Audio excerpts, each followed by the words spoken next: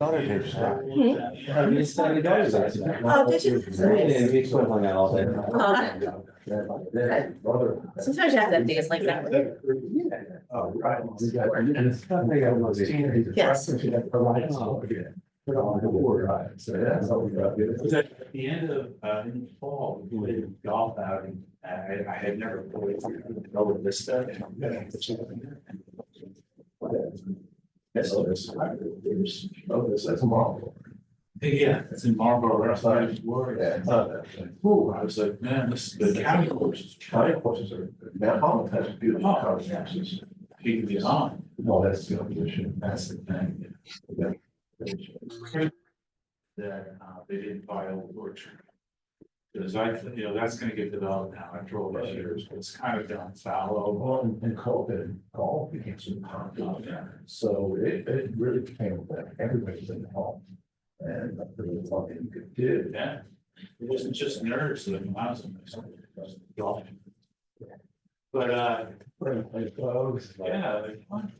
But I was disappointed in that they didn't try to pick it up. Because there's some stuff open. I mean, it seems like for open space, they are making money. Yeah. So, yeah, and they did a nice job. Like, did you play in the food pantry act last year? They did it at Harmony. That was great, but also they renovated that job. And they had this great flavor coming in. It was a wonderful album. Bathroom flavor. How are you? Yeah, well, weather's getting there. Exactly. Get out there and swing. You might see me tomorrow morning. The little sharks. Oh, see. No. Hey. So, wait, before you get immersed. Yes. I'm reading the book, I can't believe I forgot to tell you this, I'm reading the Griffin Dunn book, it's reading Peace Meeting Dunn. It's all right. About. Have you looked at your email lately? Have you looked at your email the last Oh, okay. hour or two? I have not. Oh, yeah. Yes, it Take- Oh, I thanks. missed it, Then you get the sister for it. yes, we're not there yet. Thank you for reminding me, my copy's on my desk. Contemporary was kind of, well, not a contemporary, he was way as but he was, Oh, yeah. but he was. I saw that one, yeah. Yeah. Well, I just, Yeah. yeah, your father's dominant. He did. I'm telling you, you should get it. Well, I know. It's not gonna make you a copy. Here's one, The Friday Club, Friday Night Club, something like that. That's interesting. So we got, came out a couple months ago, a little late to Okay. get into it, but, So we're not ready for you you. know, it was a good time. Oh, I'll enjoy that. Yeah, exactly. And Say that. the printer one, the printer agreement for the cables as well, okay. Yeah. Okay. Thank you. Doing the model thing. I do. Good, yeah, I know which, All right. yeah, thank you. I got your email. I just was got a watching. chance to switch it I heard off. great part. Now, but here's the thing, this one's out, but it's under Yeah. the consent agenda. Which one, the printer one? Printed one. Yeah, I know. So you need to, Are you taking it, or you're not doing Please, it? tabling it means you're. Yeah, right, I got, still in there. Tabling means it can go back on another You can agenda. go back to the- Okay. But because it's on the consent agenda, you need a motion Oh, yeah. to amend the consent. agenda. I've done this before. Yeah. Reads. What a novel idea. And let's do it without taxpayer dollars. So everything's gonna be done at a later time, so we're just tabling, and then the one that's on consent, we have to make a motion to. Well, we may not be, the issue is we're gonna bring back a resolution, it may not be as completely popular. Well, You know what, then just withdraw it, we had that. and then it's right, no harm, no foul. How are you? Yeah. How you doing? I finally get it started. Oh, a while. I'm sorry. Yes. You do a call. Thank you, sir. The cell number. Yeah. That's in a prison cell and you get on call. Matt, do you need a copy of this? Do you want me to go print you a copy real quick of my office? Yeah. Yeah, and I kind of forgot to make a packet, so. Oh, can you make my packet? All right. Yeah. Oh my goodness, that's fun. And you're There we go. St. Martin. Good. Thursday. Yeah, I even.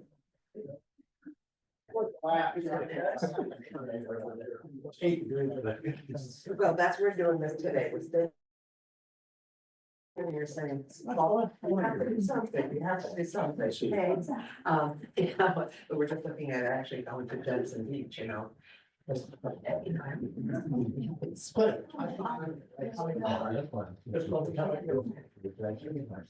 Yeah. Yeah.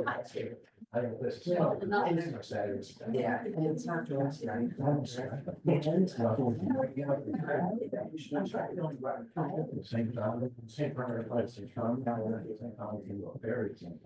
I'm already done.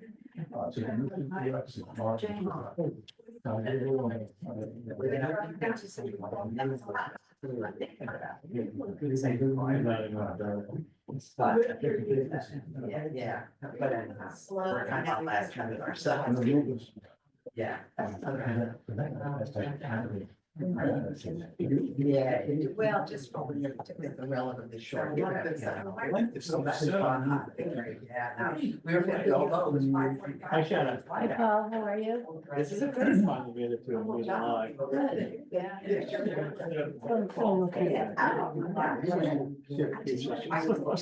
I keep saying. I don't know, I chill to the bone, so. That's what he says, you know. It got warmer, but it doesn't get warmer. It's gonna be a meeting. Oh, really? Yeah. It's an analogy. Yeah. I Up think and we have down. rain coming, right? Next, winter and next. That will be rain. In the summer, we sit outside, and in the winter, we have our Christmas dinner there, you know. Oh, That's great. Yeah, something. But it's Hey, Paul. really. Have you heard anything about the wrestling team in Columbia? I know they- Yeah, they lost to Cornell this weekend. Yeah, but Cornell's like top six. Well, usually, right up here. They usually are the champs. I think having They the wrestle. following, tennis. Columbia men's tennis is ranked number 6 in the country. Wow. Their number 1 player is ranked number 1 in the league. I'd be watching that. Yeah.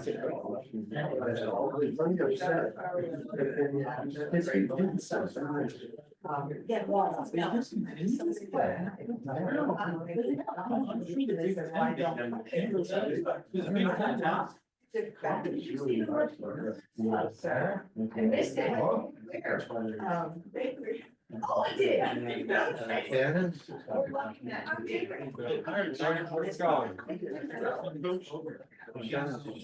I did, thank you. I just got the information actually. And she said. This is gonna have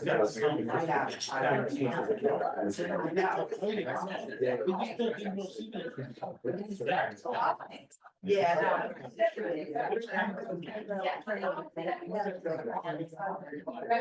Another 2 weeks, right?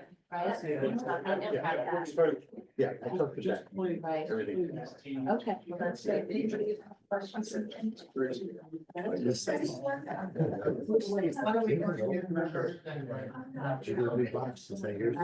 don't know, I took mine last week. Oh, we did a few months. Oh, I was sitting in the wrong seat. I had yours. And a flashlight, then I don't see. You're in this space. My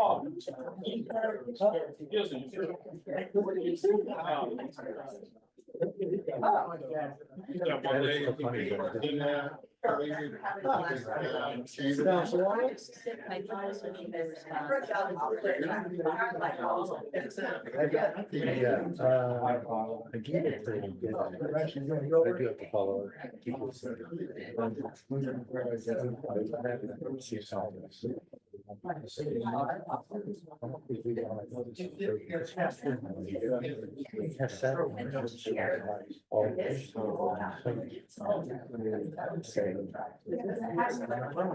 Choosing sides, but I have to say this is the reason.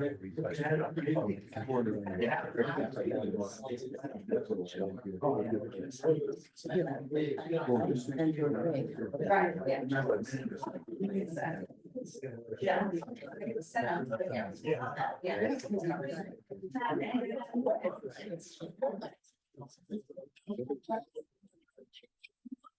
Oh my God. That's why.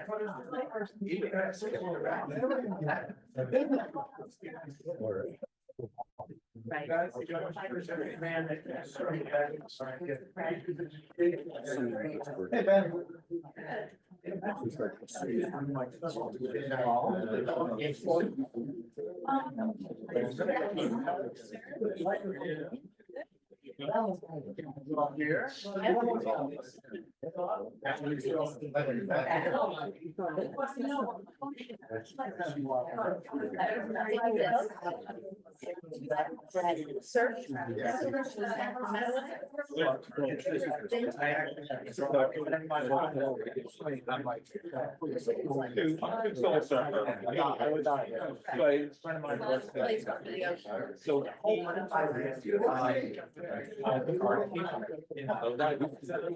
Work with that thing.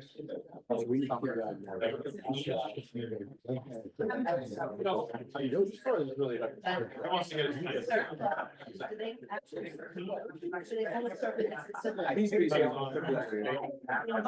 That's actually.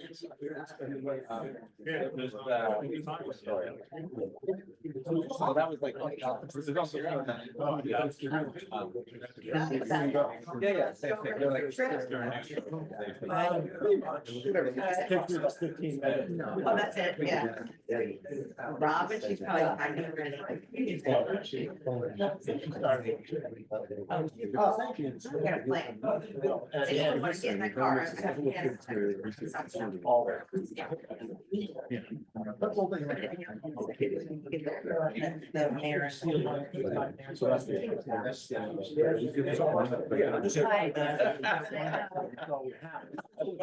Oh my God, that's a lot of fun.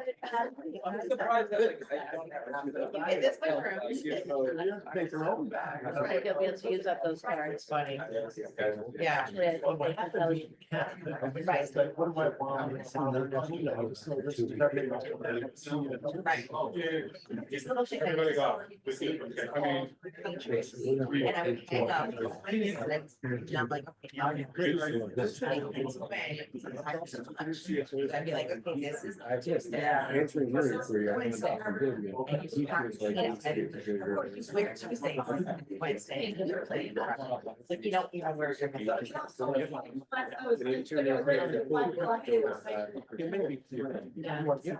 Exactly. Yeah. But just so you know, going forward, like I learned as a leader, we do have to go. So we have-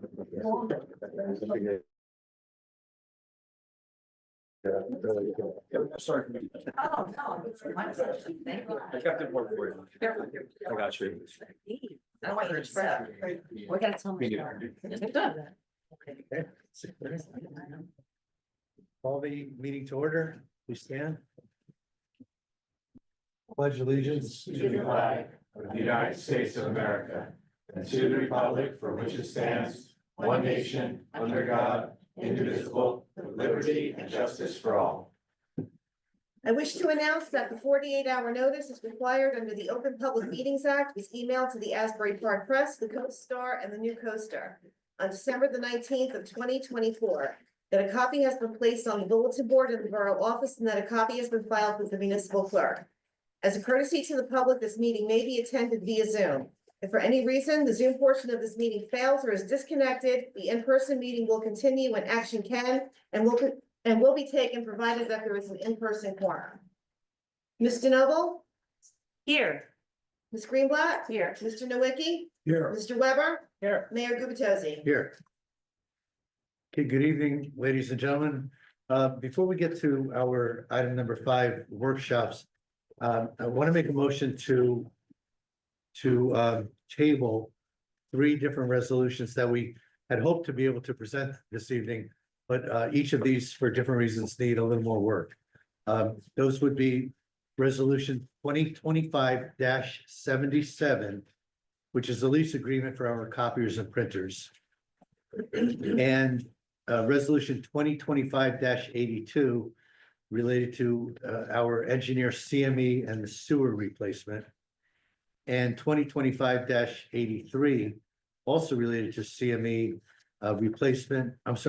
improvements to Fifth Avenue. So I make a motion that we table these until subsequent meeting. Second. Ms. DeNoble? Yes. Ms. Greenblatt? Yes. Mr. Nowicki? Yes. Mr. Weber? Yes. Mayor Gubatosi? Yes. Okay, I'd like to proceed with item number 5 on our agenda, which is workshops. And the first item is the CME projects, and our engineer, Mr. Malak, has joined us this evening. Thank you, Ben. Thank you, Mayor and Council. So, as you know, you have authorized me for 5 separate projects in the last recent few meetings. So one of the initial tasks associated with all of these projects is to kind of present to the council our goals for the project and what we generally, very generally, what our scope of work is gonna be. And just make sure that we're on the same page, that you can provide me feedback that you think is appropriate, so we can get into the design.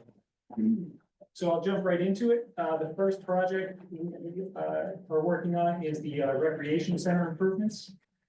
This project has 2 grants, one from Monmouth County, which is $265,000. That's a matching grant. And one is a local recreation improvement grant that is $74,000. And that's through the DCA. The proposed improvements for this project are resurfacing of the tennis and basketball courts, as well as some pickleball striping on the tennis courts. Some drainage improvements at the playground and new playground equipment. And paver walkway upgrades. No trees are to be removed. I know that was something that's been discussed in the past. So the next steps are to conduct a field survey, prepare preliminary design plans, and review those plans with the borough before going out to bid. Any questions or comments on that one? Anyone have questions? Could you just go over the schedule on that and when construction will be anticipated, because we're coming into the spring? And what does that mean to the use of the facility and when will we be restrained? Yeah, so the schedule is probably going to be the design will be done between now and the spring. And during our design process, we'll have to reach out to the rec department and figure out what the best time for construction is going to be. And we'll have to schedule it around that. I know there are some summer programs, and there's also some fall programs, so we'll have to see, you know, when would be the least impact for this work. And if we can squeeze it in the spring, we'd love to do that. Which is, you know, I think that's going to be our objective to try and get it done as quickly as possible. But right now, it's just a preliminary schedule, and we'll fine tune that as we do the design. Right, thank you. Other questions? So how long do you anticipate the actual, construction part of it time-wise to be It's probably a 2 to 3 month project. in terms of the actual hands-on work? Yes. Jane, any questions? Mr. Weber? No. Ben, one last question, and it's really more of a request. Our rec director is Courtney Pappas. I don't know if you've been introduced formally to her, but I'd like her to be a very active participant in the planning as you move forward. Yes, we've exchanged emails back and forth a few times regarding some work here, so we'll definitely be in touch with her. Okay, great, thanks. Next project? Next one is Main Street. We have funding for that, congressionally directed spending, $1,416,279. That comes from the federal government. The proposed improvements are streetscape improvements, including handicap ramp, ADA ramp upgrades. We've gone through some Main Street committee meetings that myself and Mr. Weber were involved in. So we have some feedback already from those meetings. We'll prepare we're gonna do field survey, prepare preliminary design plans, detailed grading of the sidewalks and curb ramps, and we'll have a public information center that we'll get some feedback from the public, from local businesses to have any of their feedback incorporated into the design. So right now, we're just beginning the process. And this is a pretty big project, so this is going to take some time to put those plans together. Questions? Yeah, a couple. First, the dollars that we have in the grant are probably not enough to do all the improvements, as it's gonna be staged, anticipated. It probably will be phased.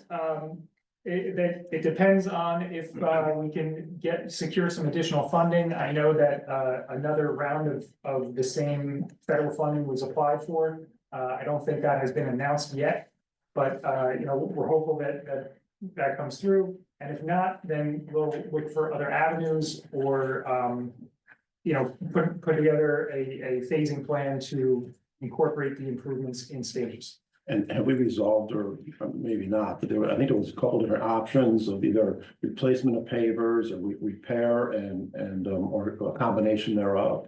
And so that will be part of the preliminary analysis. Yes, that will be. I know, previously it was mentioned you're gonna start from the top down, and so we talked about lighting. Like, if we do start the project, when would it start? It's probably a year away Okay. before we actually start construction.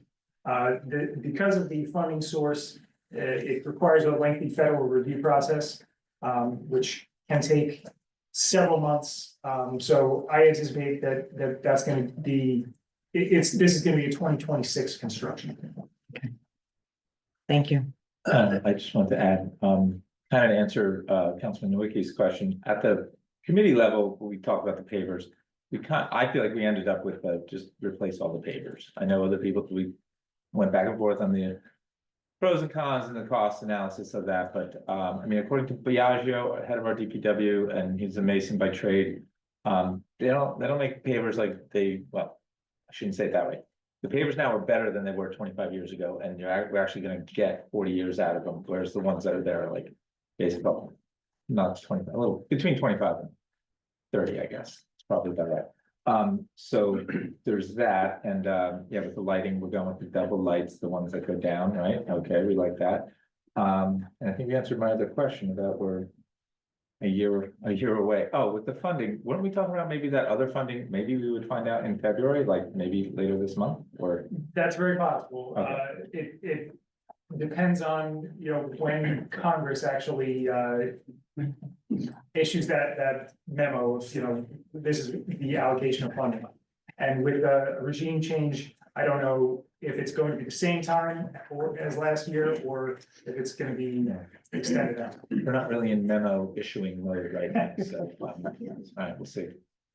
Go ahead. I just wanted to ask, are trees a part of this first phase? Yes, the street trees were incorporated into the discussions that we had, and we want to incorporate that into our design. And, you know, again, depending on funding, we'll see exactly what we can get done with the money that we have. But that's definitely part of what the work is gonna be. And Ben, I'd like to just distinguish the planning from the actual hard costs kind of lamp posts that we put in and pavers we put in and so forth. The planning, your deliverable coming out of this project will be to provide a vision for the entire Main Street as opposed to phase one. Yeah, so we will, our project is going to be designing the entire Main Street, and if funding is limited, then we can incorporate the improvements in phases, whether that is a little bit of work spread out along the entire limits, or if we do you know, one section at a time. We'll go through that in the design process with the borough, with borough input, and we'll handle that. But yes, we are designing the entire length of Main Street. And one other quick question, just regarding the scope of your planning, will you also bring back to the borough, recommendations related to safety issues, crosswalks, bike paths, things like that? Yeah, we will look at all of that. The bike paths were not originally discussed in the limits or in the scope of work, however, that can be included. But the improvements that we're anticipating are generally from the curb line to the buildings. Nothing actually in the road, other than, you know, like you said, safety improvements like crosswalks and things like that. But we'll look at areas that if we need to install crosswalks, for example, across Route 71, then, or across Main Street, then we will incorporate that into the design as well. And actually, a similar question, this just came up yesterday in the environmental commission meeting. Complete streets, is that the concept that can be incorporated, or I feel like maybe you just answered it because you're not doing that much in the actual roadway? But are there things that can be done with what we are doing that can help with pedestrian safety and all that, Yes. besides what you just talked about? Yes, the complete streets is a kind of a conceptual term for an all-inclusive roadway that accommodates all types of modes of transportation, whether it's pedestrians, cars, bicycles, buses. So that is essentially kind of what we're doing by addressing the streetscape, because we are looking at all the curb ramps and you know, improving the walkway for the pedestrians. We're not changing number of lanes or anything like that right now, but we are looking at you know. So you can design with that in mind. it sounds. Yes, exactly. Perfect, thanks. Yeah, and Ben, just for clarity, that we're doing a sewer program as well throughout the borough. Main Street is in a future phase, so that's partly the reason why we don't want to be messing with the pavement, the curb across the roadway, because we will address that at some point in time when we replace the sewer. That's correct. Yes. Thank you, sir. Next project? Sure. The promenade extension. We have funding through a boardwalk preservation grant through the DCA, $4,275,000. This has a 5% borough match, which comes out to $213,750. And the proposed improvements for that are extension of the promenade from 3rd Avenue to the municipal boundary without. The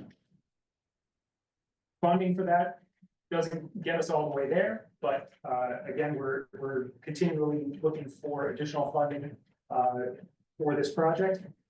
And again, this can be incorporated in phases if necessary as well. The next steps for this are doing the field survey, doing a permit review, meeting with the DEP and the Army Corps of Engineers to discuss what permits are going to be required, and preparing a concept plan and a presentation to the borough for your feedback. And at that point, we'll have a more refined cost estimate and a list of permits that we need and a rough timeline of how long it's going to take to get those permits. Questions for Ben? So again, you're going to be establishing the entire scope in your research. So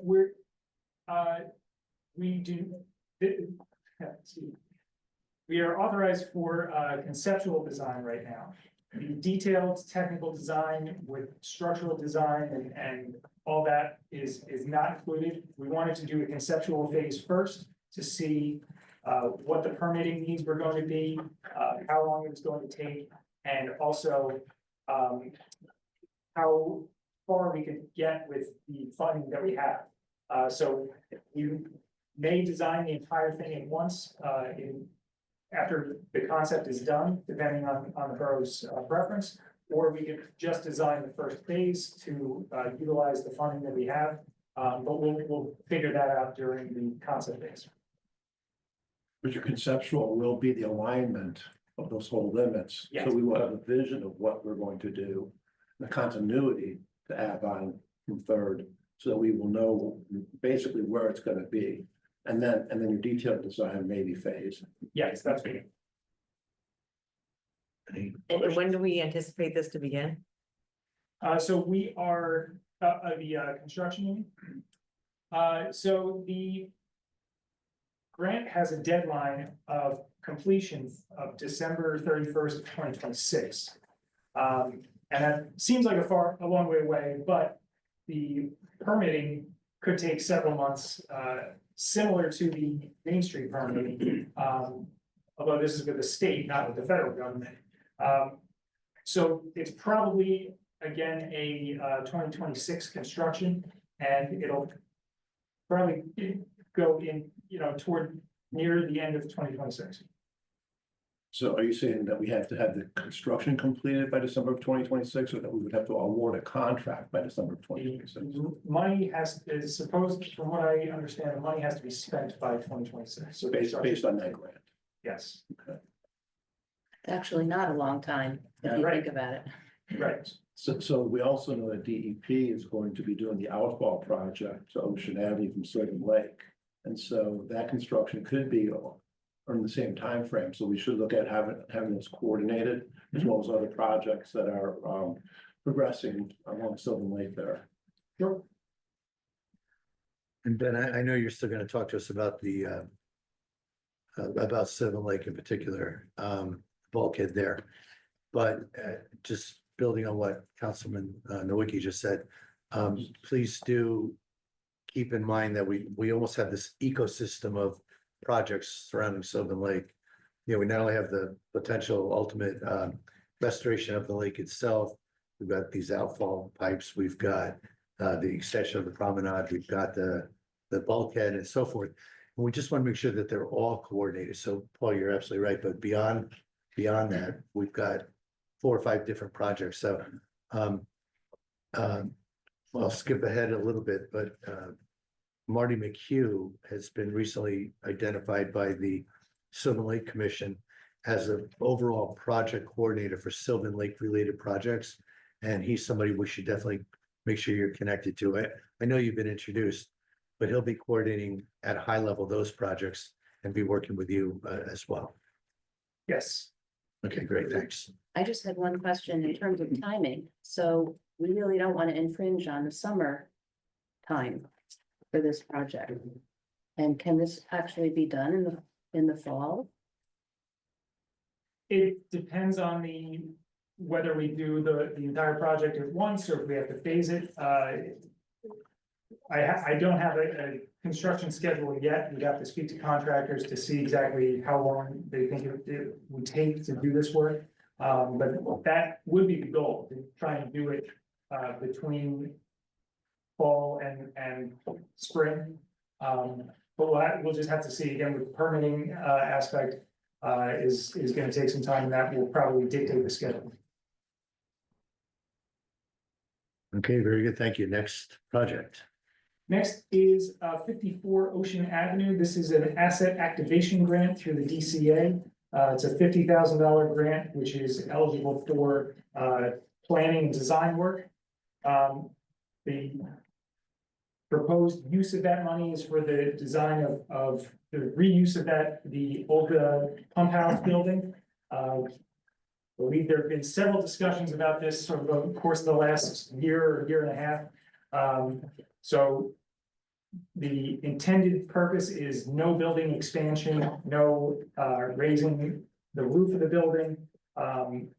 We are gonna prepare 2 to 3 conceptual layouts of public restroom and a small concession area, some combination of that for review with the public and with the council. Part of the grant is a mandatory public hearing to solicit input from everybody to make sure that the public has a say on what the use of this building is. So our next steps are preparing the survey and a conceptual plan. Again, reviewing what permits are needed because this is right near the ocean. And we'll then have that public hearing. After the public hearing, we'll advance to the final design and of the selected concept. Questions for Ben? I would just say we have a lot of projects that are happening relatively simultaneously. And I think really instrumental is how we communicate to the public and that we strategically place making sure that we meet with the public. Not just on 54 Ocean Avenue, but as well as the Promenade Extension and the other projects that we're speaking of. And that we get those on the calendar as soon as we can, so that people are aware. And that we can actually inform them what those projects are and keeping them posted on the progress.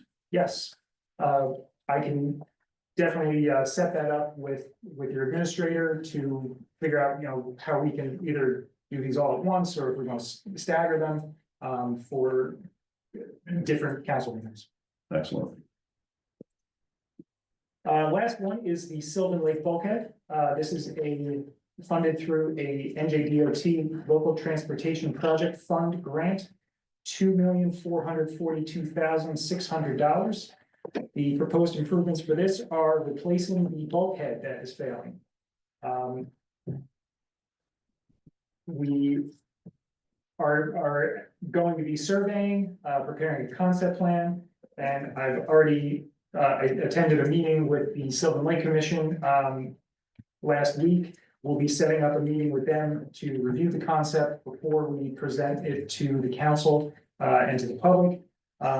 They have their own, as the mayor said, they have their own team kind of headed by Marty McHugh. And I'll be working with him to make sure that the proposed improvements that we want to do for replacing the bulkhead is meshes well with the lake improvements that they're doing. We don't want them to conflict. So we'll be setting up that meeting in the next few weeks, and we'll be preparing an estimate during the concept phase based on that discussion and what the actual design is going to look like. And again, this is just a conceptual phase, so we'll have a plan layout, and once that design is kind of selected, then we'll be able to give you a then we'll have to do the detailed technical design for the wall, whatever we end up doing, whether it's a wall or if it's a berm, and we'll go from there. Questions for Ben? Does this also include the discussion of creating a living shoreline there? Yes, preliminarily, the intended design was to match what was done at Sylvan Lake Park on the east end of the lake, which has a living shoreline with a wall behind it. That was the original intent, because, you know, it meets right up to that, those improvements already. And because of the limited amount of grass between the curb line and the lake on the east end, a wall is probably needed, so that you don't have a steep slope going to the road.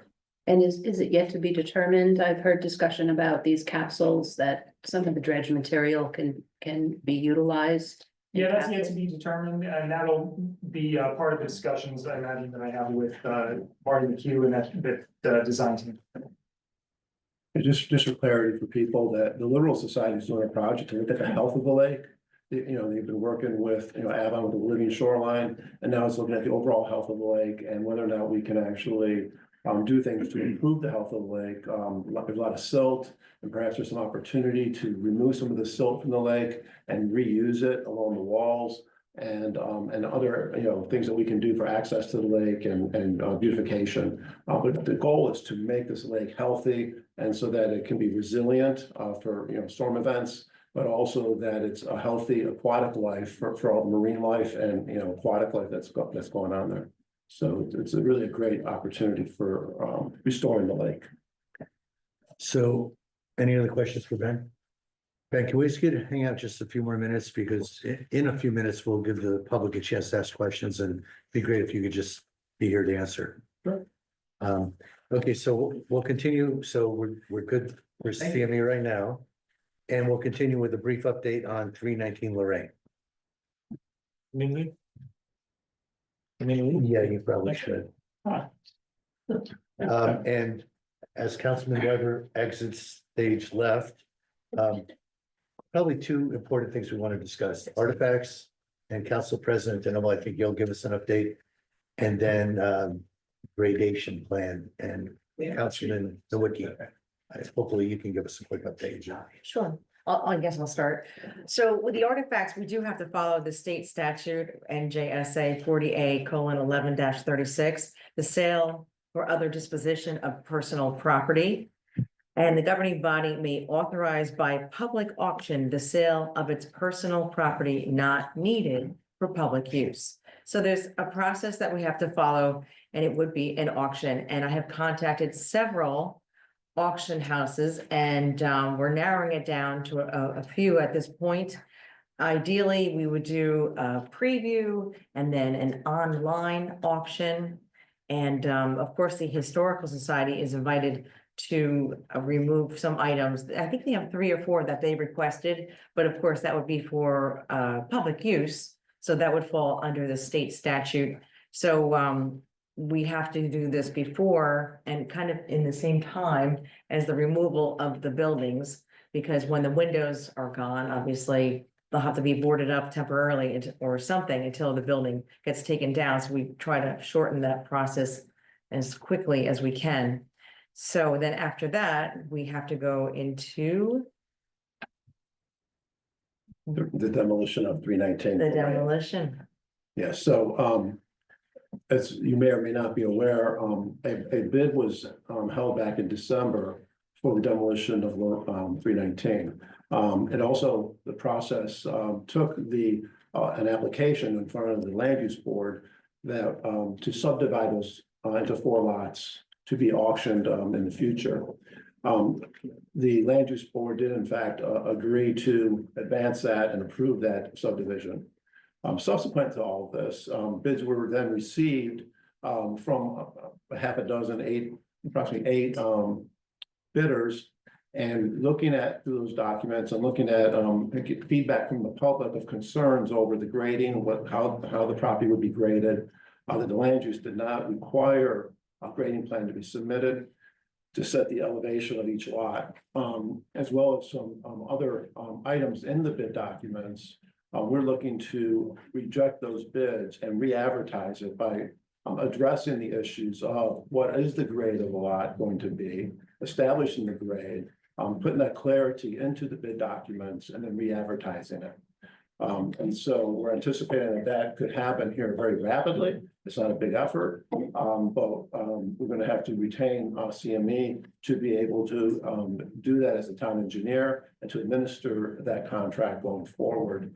There's other things such as air quality during demolition and various submittals that would have to be coordinated with the contractor. And that we need somebody on board to be able to look at that information, making sure that it's done correctly. And that would be the engineer of record.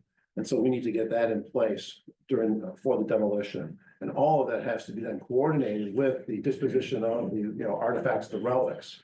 And so we are coordinating that currently to make sure that we can do that as expeditiously as possible and hopefully have the demolition done here, in the next several months. So hopefully before summer. And again, being at the 300 block, I don't think that it's going to be that much of a problem. It's a relatively large demolition compared to one house. It's the church. But I think the proper precautions can be done to protect the sidewalks around the area of the roadway and be able to execute that pretty seamlessly once we get the contractor on board. Okay, thank you, Paul.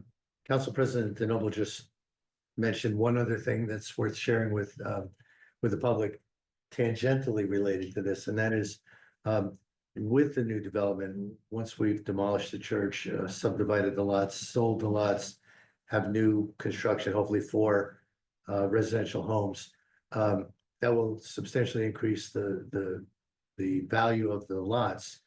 And with that, we have effective February 1st, just a couple of days ago, activated an ordinance that's been on our books for a couple of years related to development fees that contractors pay into Fair Share Housing Trust. So while we've had this ordinance in place, we have not yet been collecting funds. Effective February 1st, those funds, development fees will be collected, put in a trust, utilized for Fair Share Housing investments in the future. And this is somewhat simultaneous with us, the borough, being able to develop 4 new properties to add to our tax rolls. So hopefully that's a win for our taxpayers and for fair share housing. Okay, any other comments or questions? No, I just would like to say that, to anyone who questions the timeline of all of this and where we are, in this administration with 319 Lorraine, there was not a proper process, prior to this, in the last months of 2024.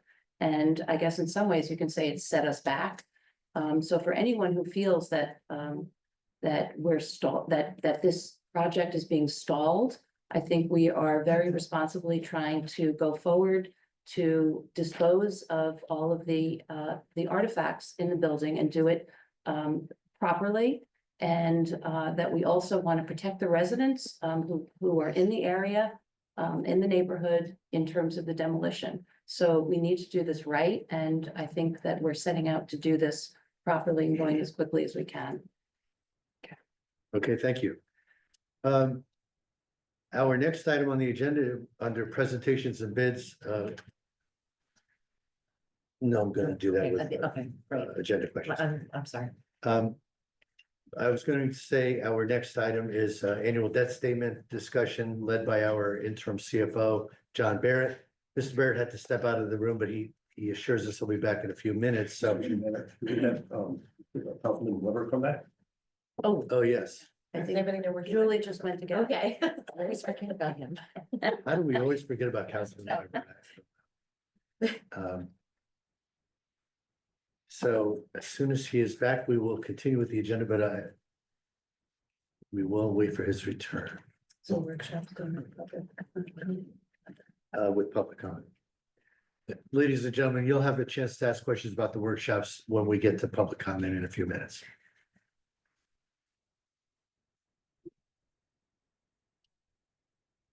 Thank you for returning, Mr. Weber. We must be getting closer to the end.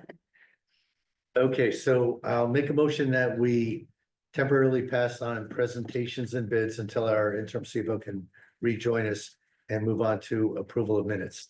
Second, Mr. Noble, yes. Ms. Greenblatt, Yes. Mr. Nowicki, Yes. Mr. Weber, Yes. Mayor Gubatose. Yes. I'd like to make a motion that we approve the minutes of our January 21st, 2025 council business meeting. Second, Mr. Noble, Yes. Ms. Greenblatt, yes. Mr. Nowicki, Yes. Mr. Weber, Yes. Mayor Gubatose. Yes. I'd like to make a motion that we approve the minutes of our January 21st, 2025 executive session. Second, Mr. Noble, Yes. Ms. Greenblatt, yes. Mr. Nowicki, Yes. Mr. Weber, Yes. Mayor Gubatose. Yes. Okay, item 8 on our agenda as we wait for our interim CFO to return is public comments and questions pertaining to today's agenda. And those items only. Can I open it up to the public? Okay, yeah, including the workshop, yes. Yes, Beth Kepler, 504 Central Avenue. I'll be serving the borough with ports 6, 7, and 8.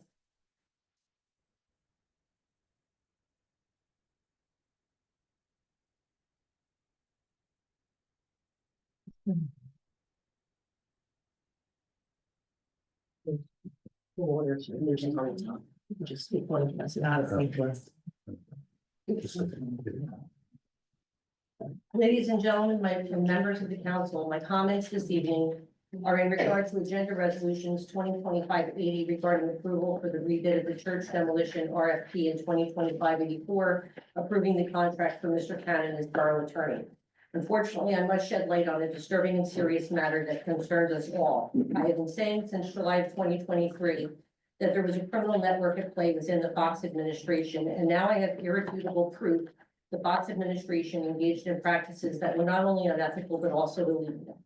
First, I must clarify the 3 tort claims that I have served the borough with tonight are in no way a reflection on Mayor Gubatose or any member of this current council body.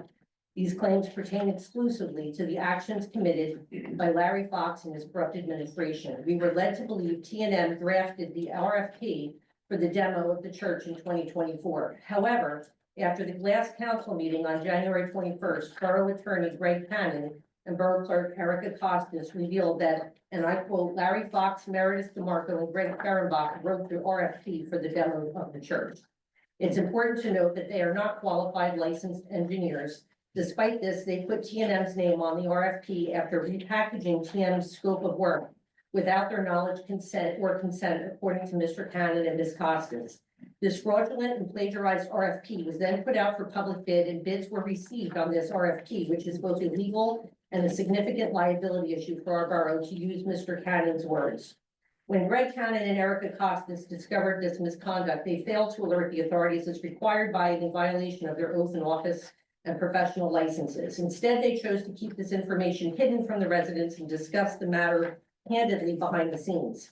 Such actions are offensive, unethical, and criminal. This is not transparency we as residents deserve. These two senior members of the Fox administration's failure to act in the best interests of the residents has betrayed the trust of our community. They led us to believe they knew as little as we did. However, based on the video evidence, that is a lie. Our borough attorney and borough clerk have irrevocably broken the trust of the residents of Bradley Beach. Their presence and continued participation in our municipal government after this egregious breach is hard to envision. I have provided a 26-minute video and typed transcript to the borough revealing these admissions directly from Mr. Cannon and Ms. Costas' own mouths. Ms. Costas edited the video and deleted the borough's recording of their 26-minute conversation for some reason, and I'll let the authorities decide what that reason was. Shockingly, Mr. Cannon sat in the last meeting and many others and lied right to our faces. On January 21st, he sat silently and passively by his Councilman Nowicki, unbeknownst to him, gave patently false information to the residents when direct questions were asked about the status of the demolition of the church. Then literally minutes after that meeting concluded, they both in great detail and passion admitted the real truth about their knowledge to Councilman Nowicki, to his horror and dismay. They also did not immediately report what they knew to the authorities, despite admitting that they knew Fox, DeMarco, and Ferenbach had committed crimes putting our borough at legal jeopardy. I have been in contact with the Monmouth County Prosecutor's Office, the Comptroller's Office, the FBI, the New Jersey Attorney General's Office of Accountability and Integrity, the DOJ, and our own police department. I've provided them the video and the transcript. In light of this, I asked the council to table pending resolution on tonight's agenda to renew Mr. Cannon's contract until after the aforementioned law enforcement agencies have had an opportunity to review the transcript and video. Our DPW waited 2 years for a contract, therefore I think a few weeks for Mr. Cannon to wait is not unreasonable under the circumstances. To reiterate, Greg and Erica admitted they knew and allowed the borough to put out an illegal fraudulent RFP to public bid with TNM's name forged on a document they never drafted. How much did we, the residents, pay for the 2024 RFP that we now know is a fraud? Not to mention, now we obviously have to start over from scratch, paying a real engineering firm to draft an RFP for demolition of the church because the first one cannot be relied upon and used and merely supplemented with the grading specs since it wasn't drafted by TNM, a licensed engineering firm. So based on the foregoing, how can 2025-80 legally and responsibly be voted on and approved tonight without first having an engineering firm draft the RFP bid specs? Lastly, as a point of order, I would ask that for the courtesy of Councilman Nowicki to recuse himself from both of these votes due to his unintentional involvement in the 121-25 video conversation currently under review by the authorities I just mentioned about Mr. Cannon and Ms. Costas. Thank you. Okay, are there other questions, please?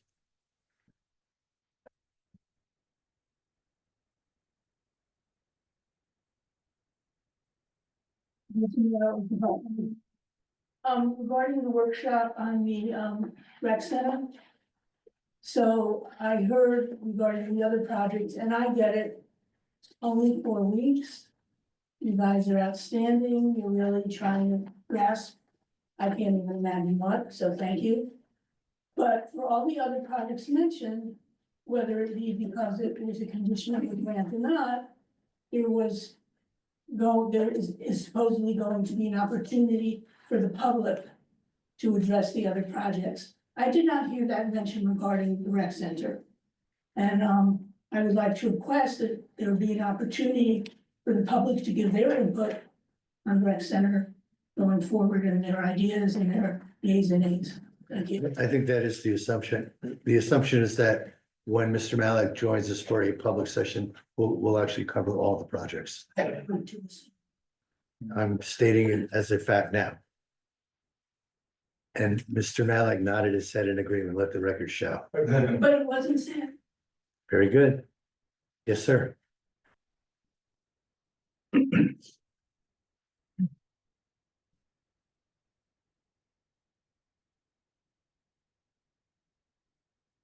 Paul Champion 411 Lorraine, in regard to the workshop and the disposition of the 319 artifacts.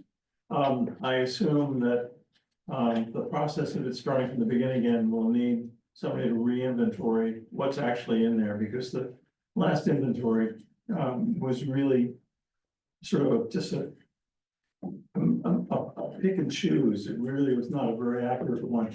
And also, the descriptions in that inventory were not really precise enough for anybody to identify anything.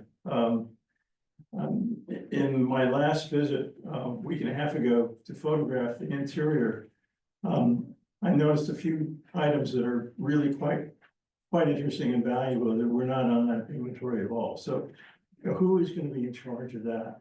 I think it's gonna be you. I think you just got yourself a job. I'm just hoping that, you know, the process actually is done properly, and that it doesn't rest on one person either. There should be some sort of a committee effort here, task force effort. I think it's a brilliant idea, and I think I agree with a lot of things were not on that list. So, Yeah, and Council President DeNoble is actually leading the charge for the council in terms of organizing the entire bid process. One of the things we did talk about was needing to do the inventory, and of course, we'd welcome your support in helping us prepare that. and I know Mia took a lot of pictures that day as well, Yeah, we did. so I could work with her as well. I'm one little clarification on the legal requirements of the auction. Public use, you said that the Historical Society, Bradley Beach Historical Society would be considered public use. What about the Long Branch Historical Society, Historical Museum? I know Matt reached out to them. I don't know, did you get an answer from them yet? I reached out to the Church of the Presidents. Right, which, I yeah, haven't heard back from them. Okay, Okay. because obviously some of the items that have been promised to them, they probably would be a good recipient of. I agree. And And they can partake in the auction as well. So they could they could acquire it that way. Yeah, if there is an opportunity to segregate some of the items for public use, you know, we will consider doing that. Okay. Thank you. So the process starts again. Yeah, thanks, Paul. Other questions? Yes, sir.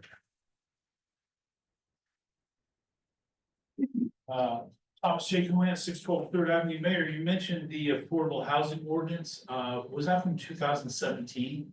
Yes, it was. So in other words, from 2017 till 2025, we haven't collected any affordable housing fees for all of the new homes and major developments that have taken place in the borough of Bradley Beach. That's correct. Over 2 administrations. That is very scary.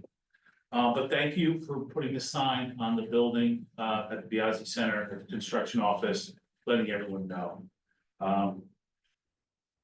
It's fantastic, and you know. But also, I did have a few quick comments about some of the projects that Ben's taking notes.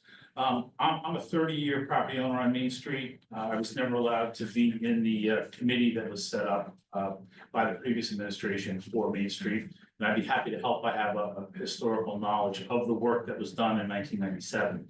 And I have spoken with the chief recently about delineating the parking spaces, improving the site triangles, creating ladder crosswalks at all non-signalized intersections, and then creating strategic loading zones, not on Main Street, but around the corners. So I would hope that, if there is a committee, I'd like to be involved in that.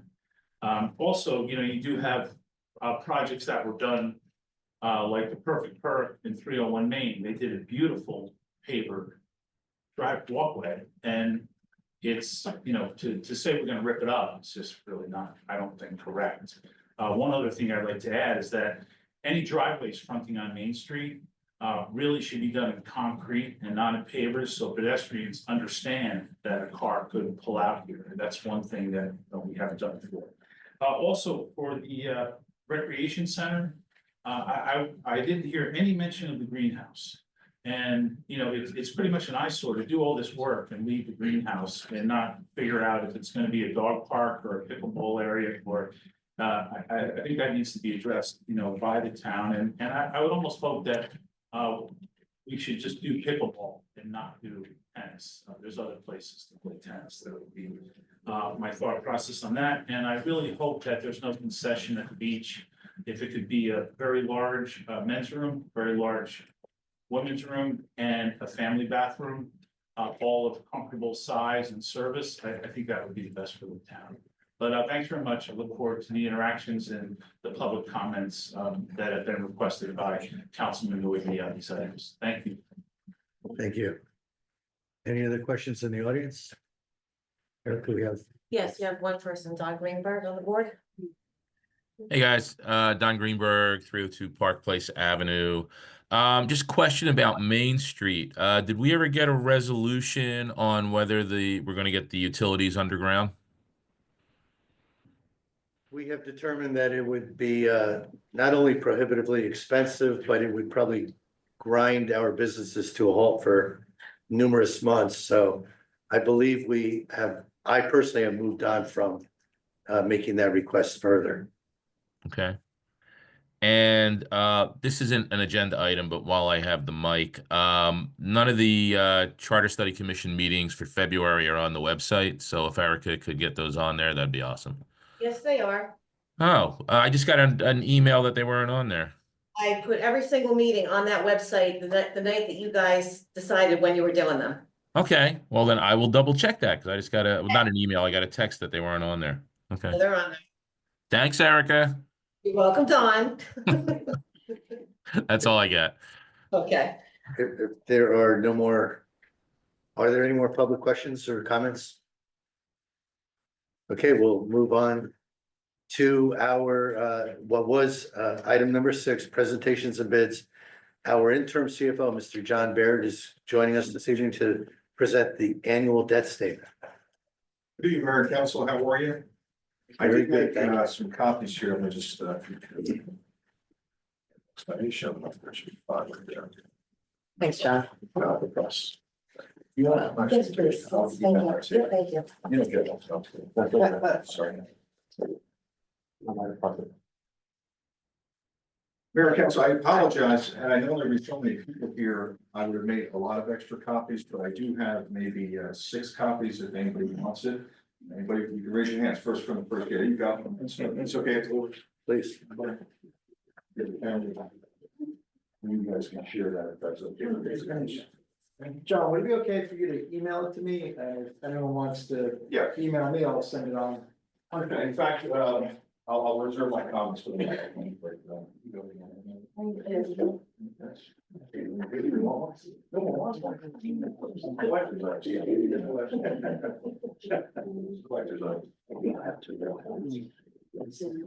Good evening, Mayor and Council, once again, and the residents of Bradley Beach. Every year, at the end of the fiscal year, in this case, at the end of December 31st of 24, we have to accumulate and report our outstanding debt as of the end of the year by the 31st of January. And that's what they call an annual debt statement. Now, what I'm going to review here with you, and it's going to be on the website because I'm going to email over to the clerk for the website. But this is a standard form. There's nothing new about this. I just felt that in speaking with administrator and mayor that maybe the residents would like to just get under the hood a little bit and understand, what we have to do as far as reporting requirements and also where we stand on our outstanding debt. Now, that being said, you and I, everybody here can have a little different opinion. Say when we bought our first house, and if you had cash, you bought a house, you didn't pay a mortgage. Or you didn't have enough cash and you needed to get a mortgage, and you've been enjoying the use of that house over the last 30 years, or whatever the mortgage is. Similarly, in municipal government, we cannot go out to operate or basically to fund our municipal operations. So salaries and wages, other expense, debt service, that type of stuff. We can't go out and borrow that. Ironically, the state government can, the local municipality can. So mostly what we have here in Bradley Beach is we have debt in three categories. One of which is general debt or general capital debt, which would include your roadways, maybe buying a building, any type of vehicle purchases. And when I say vehicle, it can't be a car. It has to have a useful life of over 5 years. And a similar, kind of a difference is I can't buy a car, but I can buy an SUV, for the police department or public works. I can buy a car, that's for sure, but I can't go out and borrow to raise the money. So what happens in the municipality level, we have, not only do we have the general capital, which I'll go over, we also have the two utility capitals for your beach and also your sewer. With the beach and sewer, they are what's called self-liquidating, meaning that based on revenues and expenditures, that they basically, we don't have to raise that 5% down payment that we do in a general capital budget. So generally, what you would see is in a municipal budget, you would see you see in the beginning part in sheet 4 through sheet 11, you see revenues. From sheet 12 through sheet 30, you would see operating expenses. And there's a category in there called the capital improvement fund. And if the town, and this, I'm just making up a scenario, wanted to go out and ordain $1 million roadway improvement ordinance, you, the municipality, would either have to have set aside in the capital fund, or you'd have to budget for it in your operating budget, say $50,000 or 5% on that $1 million ordinance. And once you do that ordinance, we would, at that point, be authorized in the finance office, obviously with your consultation, to go out and borrow $950,000 of that ordinance, and combined with our 50, we have $1 million, we go start to pave roads.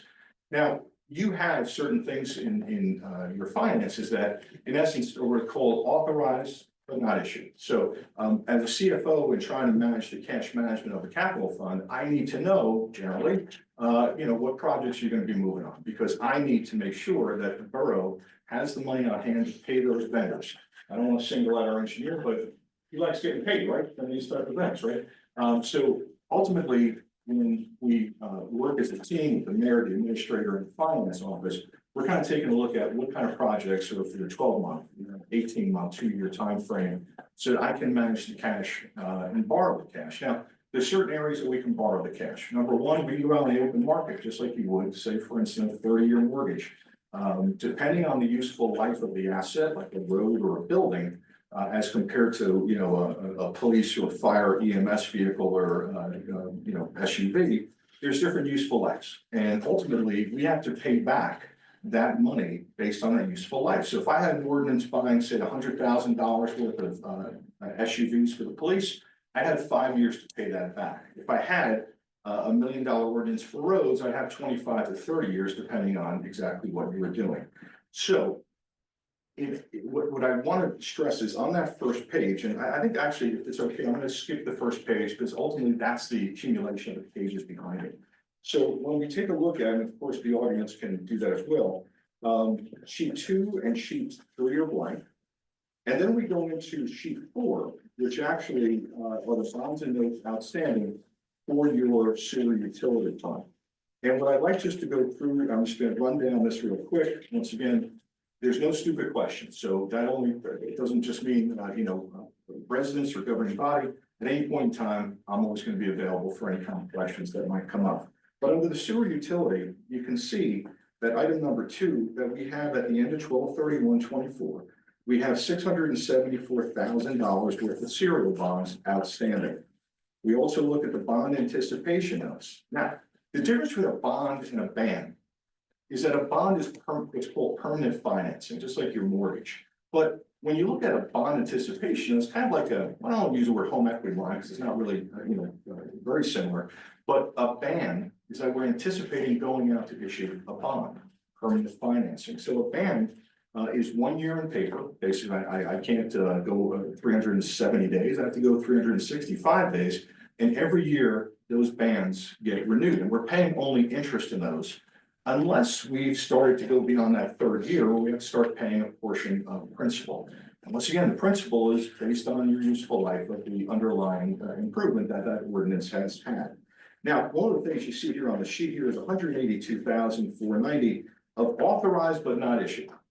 So there is debt that we can issue up to 182,000 and change to fund those ordinances under the sewer ordinance.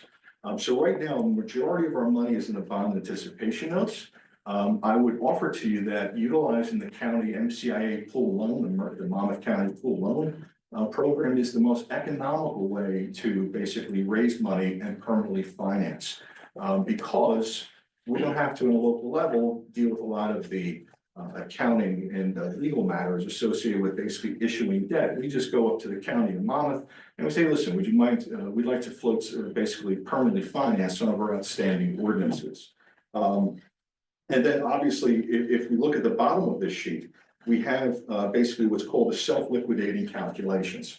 And not to bore you, because we're going to look at the next one for Beach, but it basically takes a snapshot in time as to what the revenues have been for the last year, in addition to the expenditures.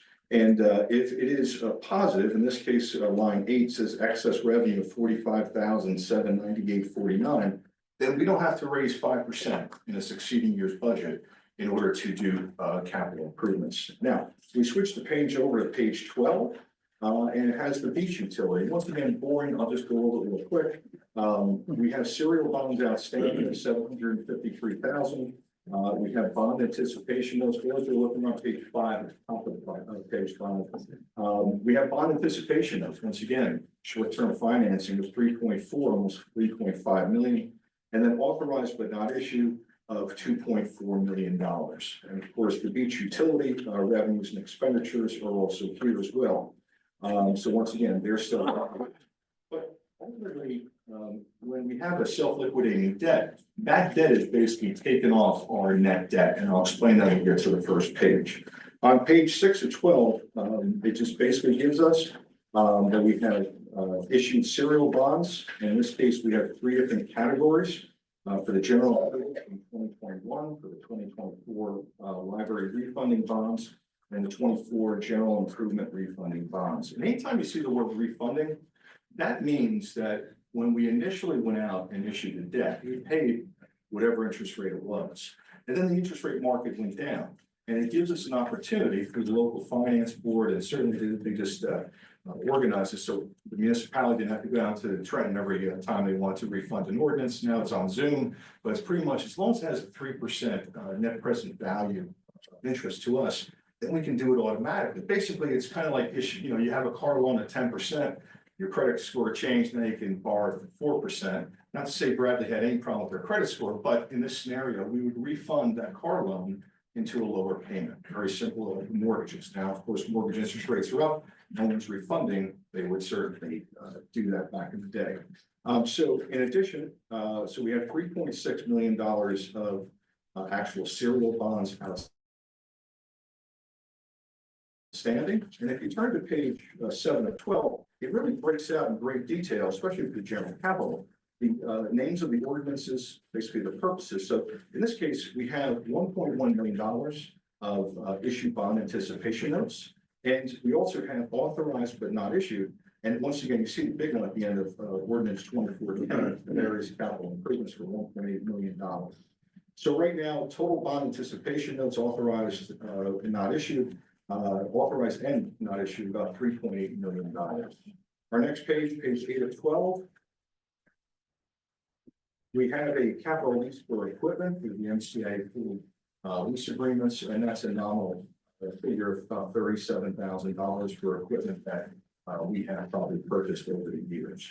Now, the last few pages are empty, but I'd like to bring you back to the front page, the most important page. If you look at no other page and understand no other page, this is the one that's a member of the public or you as governing body. I'm sure you know it, but I just want to review it with you. One of the things, if you look in that section, that center section underneath the listing of the names and all that good stuff, is that we have what's called gross debt, a deduction, and net debt. Now, gross debt captures, in totality, we have $22 million worth of either issued debt, meaning serial bonds, temporary financing and bond anticipation notes, and also authorized but not issued. We talked about that 1.8 million in the general capital. And the deduction looks at how much of the, in this case, utility debt, we have 14.6 million. Because those funds are self-liquidating, we can basically deduct that debt because those utilities are actually paying for themselves at their current rate structure. Now, other expenses and other things could happen during the year, which would require some sort of adjustment in rates, but as we snapshot this right now, that's fully deductible, which leaves us with what we spoke about with the general capital fund, which has $7.5 million worth of either issued debt, of bonds, bond anticipation notes, and authorized but not issued. So that's how we come to $7.5 million. Now, the way that this document works is that it takes the average of the 3 years worth of assessed equalized valuations. And at the bottom, you'll start seeing in year 22, if we took all the properties that are not exempt, like school, it wouldn't be schools in this case, but like municipal buildings exempt from anything that's on the tax rolls, it turned from $1.9 billion. And in 3 short years, in 2024, it turned into $2.3 billion, which would indicate that, you know, the assessed value of your properties have risen by over $400 million in that 3-year period of time. Now, as somebody who's very emotional, going to a lot of different town meetings about, you know, hey, my assessment up, does that mean my taxes are gonna go up by that much? Well, the answer is no, and we'll get to that when we talk about the budget and once we do the public budget sessions, so that those issues can be rectified. But ultimately, in order to get the percentage mark of 0.358%, they're taking the net debt of $7.5 million, dividing it by the 3-year equalized valuation of $2.1 million, and coming up with 0.358%. Now, the state law allows us to go up to 3.5% of this assessed valuation. Now, I would never advocate for that. I had a client, West Deptford, who had a Sunoco refinery plant that went offline, and they had a successful tax appeal. So they actually had to refund millions and millions of dollars that were otherwise taxed. And in that case, they were over 3.5%. So that meant every time that West Deptford, in this case, public information, I'm not sharing, you know, for anybody, you look at it yourself. But every time that they wanted to do a capital ordinance, they had to go to local finance board and sit through that and get the blessing, and then they could proceed forward. In this case, you have local home rule. Now, you could, as a governing body, and maybe with the you know, pitchforks and other you know, elements of the public, you could actually increase what I'm calculating up to about $74 million of debt. That's huge, right? And certainly I would not advocate for that. So, but I point that out because when you look at, you know, almost 1/3 of 1%, when you can go up to 3.5%, that's a very low figure. And I just want to point that out, is not to, you know, boost anybody's ego or, you know, attitude, wherever. But when you look at that, usually we're looking at over 1% for most municipalities. With regard to the outstanding debt. Now, as I said in the beginning, you can have a difference of opinion whether, you know, you feel that, you know, buying or, you know, having $1 million to build that road is great. Unfortunately, we don't have that kind of money sitting around to do that. We just do it, right? We'd use our own money. But ultimately, I just wanted to kind of give you a briefing as to what your outstanding debt is. You know, from a holistic perspective, it's very well balanced.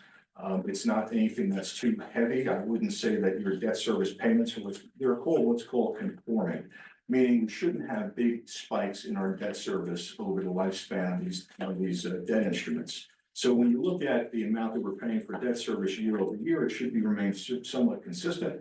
If it wasn't conforming, you know, 1 year you'd have say $3 million, I'm just exaggerating, but you know, a huge spike, and then maybe go down to 200,000. And the state law allows. We spoke, and I apologize for going on and on, but I had a late cup of coffee, so I don't know. But the state law, when Governor Christie came in and did the 2%, you know, the tax year, everything's, you know, limited by 2%. Well, that year they cut state aid by 20%. And one of the exceptions is that you could have, I don't know if you did or not, so I'm not pulling any fingers, but you could have passed it on to the taxpayers because you have a loss of revenue in the category of state aid. If you have a spike in your debt service, increases year over year, once again, are exemption to that cap. So when you look at that 2% cap, understand something both from elected officials and obviously from members of the public, that based on the cap calculations, it could be a double-digit increase. But ultimately, things like pension increases, state health benefits has gone up about 16% year over year. And when you try to live in a 3.5% appropriation cap, and in this case, a 2% levy cap, it becomes very difficult. And that's why those tough decisions will have to be made according to how you see fit in running the town. But at that point, I just give it up to you. If you have any questions of me, I'll be happy to answer them, and certainly available by phone or cell, email. Great, thank you. Any questions for John? Mr. Baird, I have at least one quick question. And I don't mean to put you on the spot. I don't know if you've got enough familiarity with the details of this, but I'm struck by the fairly large authorized but not issued amount of bond anticipation notes for the beach utilities. Is that all tied to the promenade? God bless you. Thank you. Yeah, that's a great question, and I would love to be able to answer it to you, but ultimately, if I were to have an audit, I'd be able to look at those ordinances by which, so the utilities, they don't make you put the ordinances listed like the general capital ordinances. So I don't have that information. I guess you would have it better if you've, in the past few years, ordained improvements, and yet you haven't pulled the trigger. Chances are that's what a major part of that is. In essence, unless we want to borrow that money before we start to dig the shovels on any project, because we have a limited time to, in essence, pay that or fund that to make it still maintain it tax-free. That's what municipal bonds are tax-free income. So if you were to say, spend $100,000 on $1 million bond and in 2 years decide, you know what, I gotta go raise that money, I borrowed it from another funded ordinance. That $100,000, that example would be a taxable. So you would obviously pay a higher interest rate on that taxable debt than you would as a tax-free instrument for the investor. So that's the only difference there, but that hasn't happened here. From everything I've seen, the payment and issuance of debt has been solid. And quite honestly, if I saw that you had, borrowed the 1.8 million or whatever, it's 2.4 million of authorized but not issued in beach, and it was sitting in your cash account, well, you're paying interest on it. So you're not gonna make that interest. And in fact, if you make interest and have to pay interest as an arbitrage calculation, it's gonna cost you more money. Sometimes you hear like the iBank is sometimes with the utility, it's like, hey, iBank, they're giving you half interest free and lower interest there. The problem with the iBank, whenever it's proposed, that it's very labor intensive for the reporting of it to be able to draw down that money. In essence, you would have to pay a vendor, have your engineer certify and send it. It becomes very labor intensive. And you as a governing body might be intrigued, say, hey, iBank, that's cheap money. But the fact is the back end of that is that you're having a lot of engineering, in this case, accounting, whatever fees, legal fees, dealing with basically the maintenance of getting that money in. So based on today's interest environment, it's good to obviously look at short-term interest rates. So we see some flexibility or flux in where interest rates are going. But ultimately, I would also steer you, I get paid no extra to do this, to look at the county MCIA pool loan programs, because they also borrow debt or issue bond anticipation notes. I've used Monmouth County for a few different towns. Great organization to work with. And once again, no transaction costs really would be borne on us if we were to do that ourselves. The entire financial advisor, bond counsel, and go through that issue. The auditor would also have to be certifying your financials from the prior year audit, and there's a fee for that. So in this case, it's always good to look at somebody else paying those bills. In this case, Mr. Joe Kelly, who is the county CFO, he's also the CFO of the Improvement Authority. And he's very busy at times, just basically helping all of our local towns in Monmouth County basically issue debt and pay for improvements. So one other quick question, on page 7 of 12, there appear to be under the authorized but not issued, and the total is 2.7 million, but I can see, 2/3 of that or half of that maybe is 24-10. something recent, but some of the other dates appear to be older or in the smaller amounts, but what do those reflect? Are those items we can clean up at some point or? Yeah, I'm sorry, yes, the answer to that is absolutely yes. What I would suggest, and I know we have Fred Avenue who's involved as well, I would basically strike a line, and take a look at anything above, 21, 23. And to see exactly, do we need to fund those? So for instance, let me give you an example, and we're gonna just pull out of the blue that top one, 138,000 of authorized but not issued. I'm making numbers up here just for an example. You have done an ordinance for $1 million. That's what that ordinance is in this scenario. And you've spent all the money. You've spent $1 million on the improvement. This would indicate in this scenario that $138,000 of it has not been borrowed yet. Meaning you didn't go out to borrow. Now, it could be a variety of reasons for that. And sometimes the bond council doesn't feel that that's a really good ordinance because of record keeping, or they don't have to solve well. There's always something possible. Once again, this is all scenarios to run the numbers. So what you could do with that $138,000, if this was something that in essence was not funded, but you spent it all, is that you could raise a portion thereof in your operating budget. That's called a deferred charge. And basically fund all of these capital ordinances that in this case are still left unissued.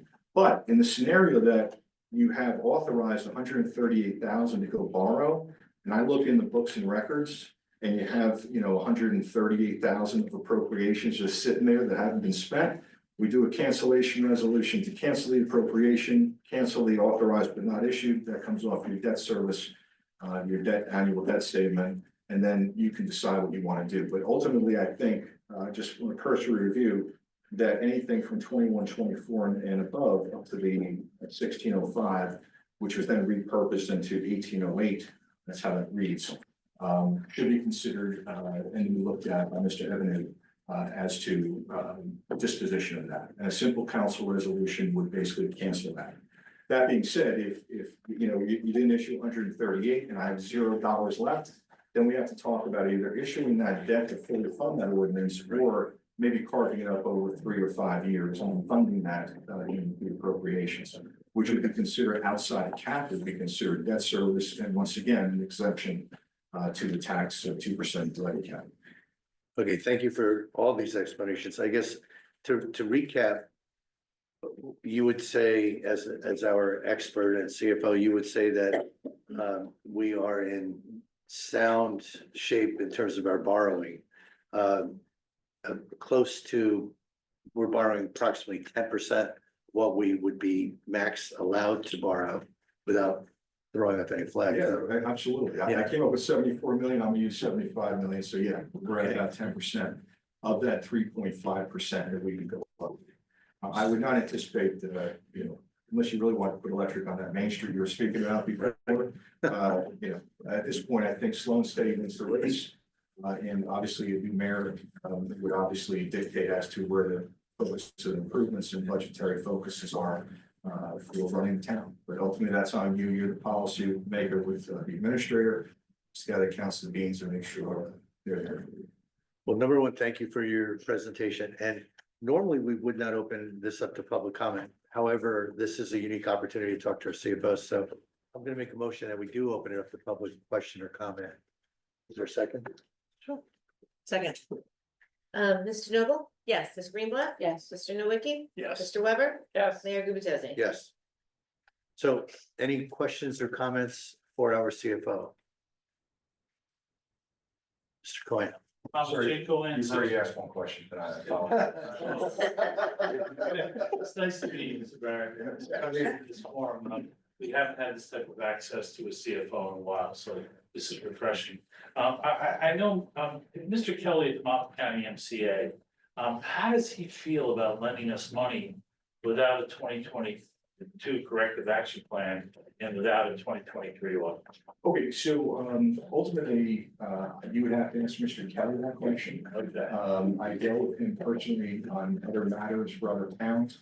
I would anticipate that, first of all, we are very close, not to divulge great news, but we're very close to satisfying all the questions that the auditor had in order to get the 23 audit produced. And from what I gather in discussions with him, that the prior CFO's financials held up to his scrutiny, and we could rely upon that annual financial statement that was filed at the end of 2023, in essence, to be good balanced numbers for our books and record. We're going to still discuss those once we get the government audit in.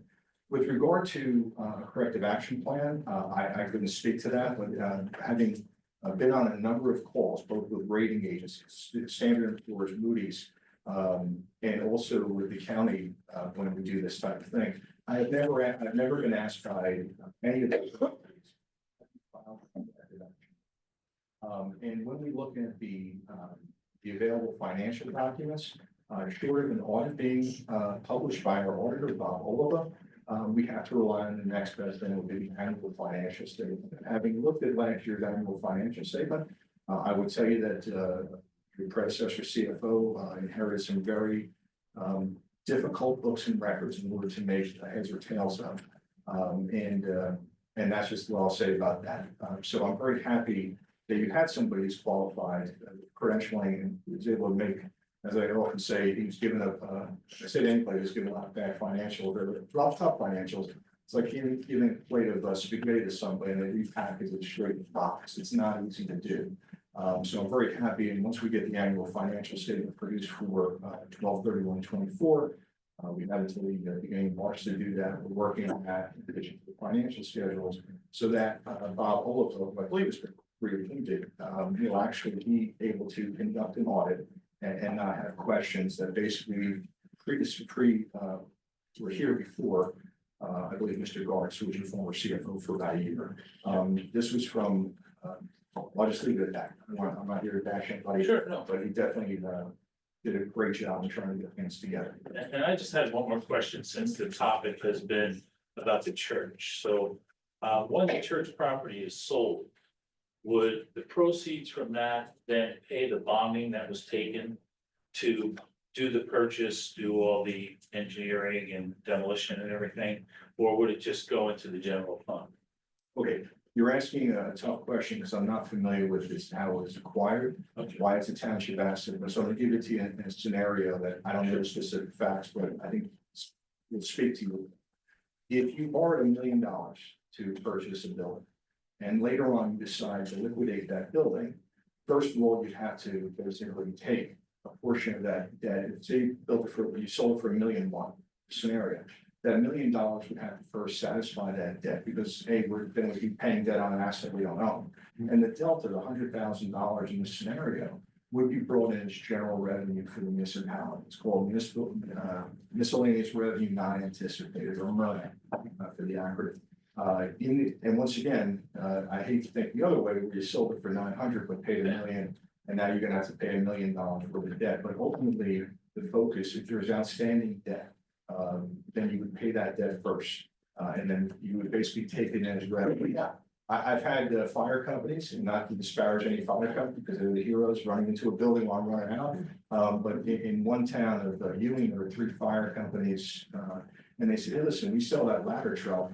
That should come back to us. We're the fire department." Like, no, the township, or in this case, township unit, bought the asset. It's theirs. You're housing it. But sometimes you hear like, "I'm gonna liquidate some computers." I go back into my OE budget. And that's why I'm proud I'm 6'4" and mean sometimes. And I tell people, no, you're not getting that money.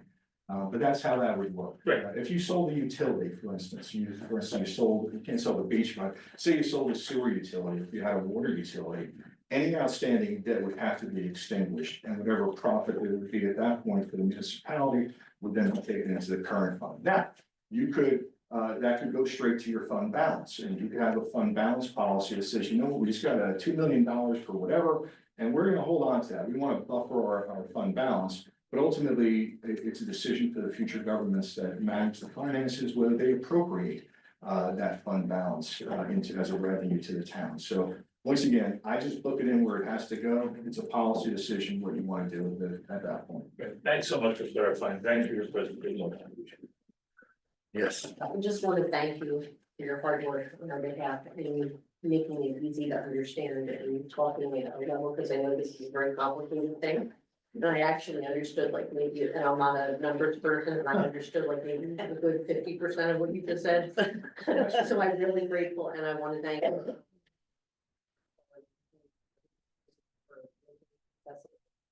This is something we've never experienced. If I could, I mean, the mayor, when we first met in his office with your administrator, he made that very abundantly clear.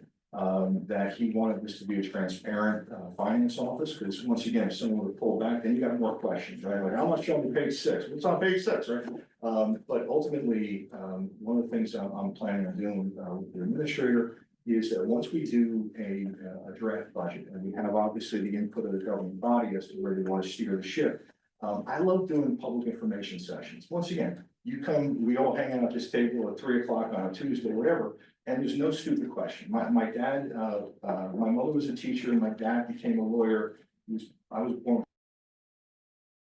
He was 40, and he went to law school at 46. And as I joke, and I hate to do it on a public record, but he's dead and I can admit this. But when asked why he was going to law school, he said, I looked in the crib and I figured I had to get John out of jail one day. That's why I went to New York Law.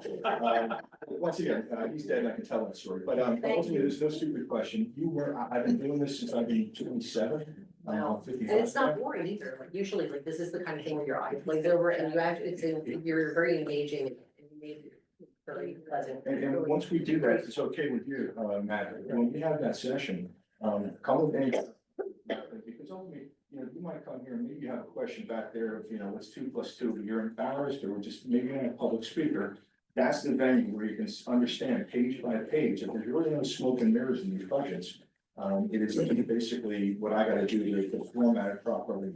And ultimately, the governing body has to decide. But once again, I'm here to deliver a message to them. They can decide whatever they want. But if I say, listen, you're gonna with your sewer utility, maybe you gotta look at the rates because you're starting to trend to not look very profitable. You might trip it to being non-liquidating calculation. Then they have to say, hey, listen. We have a lot of sewer infrastructure to deal with, right? So, do we want to have to raise 5%, which deals on the ratepayers immediately? Or do we want to invest in the capital infrastructure and then pay it over 20 years? Those people are enjoying it, just like you and I are probably enjoying our houses sometimes, right? But as I said, there's no stupid question and. I actually got it. Yeah, it's all good. So. Thank you. Thank you so All right, much. I see no other questions, so Mr. Barrett, we can let you leave us, but thank you very much for joining tonight. Thank you very much. Thank you very much. Okay, we went a little out of order there, but we are back on track with item number 9 on the agenda. Ordinances, and we have a couple of introductions. So I would like to make a motion that we introduce the amendment for ordinance 2025-8, which is an ordinance establishing certain salaries of certain officers and employees of the borough of Bradley Beach in the county of Monmouth and the state of New Jersey, and repealing any and all other ordinances inconsistent herewith. So I'll make a motion that we approve this introduction, and we can also have comment as you opine. Is there a second? Second. Mr. Noble, Yes. Ms. Greenblatt, Yes. Mr. Nowicki, Yes. Mr. Weber, Yes. Mayor Gubatosi. The only thing I'll say for the public is that this was very specifically adjusting one component of our salary ordinances, which is establishing new ranges for the community development roles. Things like fire marshal, the construction official and so forth. So I will vote yes. Thank you. Okay, the second ordinance for introduction is ordinance 2025-9, an ordinance amending chapter 24, commissions and committees, and chapter 270, land development, and chapter 425, trees of the borough's revised general ordinances to enhance the operations and regulations of the Borough Shade Tree Commission. And Council President Denolf, would you want to make a quick comment on this? Sure, this is just updates, refining their ordinances, a little better clarity. Has to do with their attendance of members, maintenance of trees, responsibilities, so the long-term plan. And Greg Cannon, you got the change I made Yes, you had indicated that shrubs should not be in Yeah. the permitted items. Right, in planting strips, we can have grass, trees, and or mulch around the trees, but no shrubs are permitted. Okay, thank you. So that's summing it up right there. Okay, any other comments? Yep, okay. Okay, I'll make a motion that we adopt, that we approve ordinance 2025-5 and ordinance amending chapter 115. I'm sorry. I've got to do shade tree. Yeah, the ordinance 2025-9, which is focused on amending chapter 24 commissions and committees, chapter 270 land development, chapter 425 trees of the borough's revised general ordinances to enhance the operations and regulations of the Borough Shade Tree Commission. Second, Mr. Noble? Yes. Ms. Greenblatt? Yes. Mr. Nowitzki? Yes. Mr. Weber? Yeah. Mayor Gubatose? Yes. Okay, we have three ordinances for adoption. The first is 2025-5, an ordinance amending chapter 115, animals of the borough's revised general ordinances to increase the annual dog license fee for the first time since 1987. We call this Councilman Weber ordinance amendment. Any comments or questions about this? Nope, thanks, that's Okay, it. I'll make a motion that we approve You have 2025 to open it to the public. Oh, I'm sorry, It's okay, it is that's an all right. adoption. Make a motion that we open this to the public discussion. Second, Mr. Noble? Yes. Ms. Greenblatt? Yes. Mr. Nowitzki? Yes. Mr. Weber? yes. Mayor Gubatose? Yes. Okay, public comments or questions? Sorry. You want me to stand over here? Please. I just wanted to say thank you for doing this because, like I said, I'm not a numbers person. And I was talking with somebody about this who is a numbers person. And they pointed out to me something that like went over my head about what you said last week at the meeting when you were on Zoom. And you said, how much was it per? You said per year we could save just by making these changes like over a period of years. If you go back from like 1980 till now, had this been done? That translates to millions of dollars, like over like, I forget what the number was, it was a lot of money. And I'm just so grateful to you, and I want to say thanks for doing this, because that's gonna translate to hopefully offsetting increases, you know, just in general. You know, our taxes have many reasons to be inflated, and so this was a really great idea that, you know, many people may not have thought of, so kudos. Thank you. Councilman Weber. Just to be clear, the dog licenses don't raise that kind of money, it's nothing like that, but Mr. Gutosi's point was, if we look at all these fees across the board, we're talking tens of thousands of dollars every year at a minimum, and multiplied by how many years, it's a lot of money. So, yeah, so I know we all love dogs here, but they're gonna pay $3 more to register those dogs. Are there any, there's a public comment on Zoom. Yeah. Eva?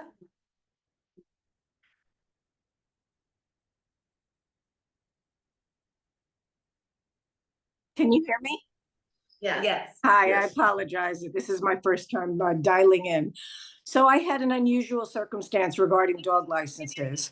Can you just give me your name and address, please? Sure, Eva Silbert, 216 Park Place Avenue.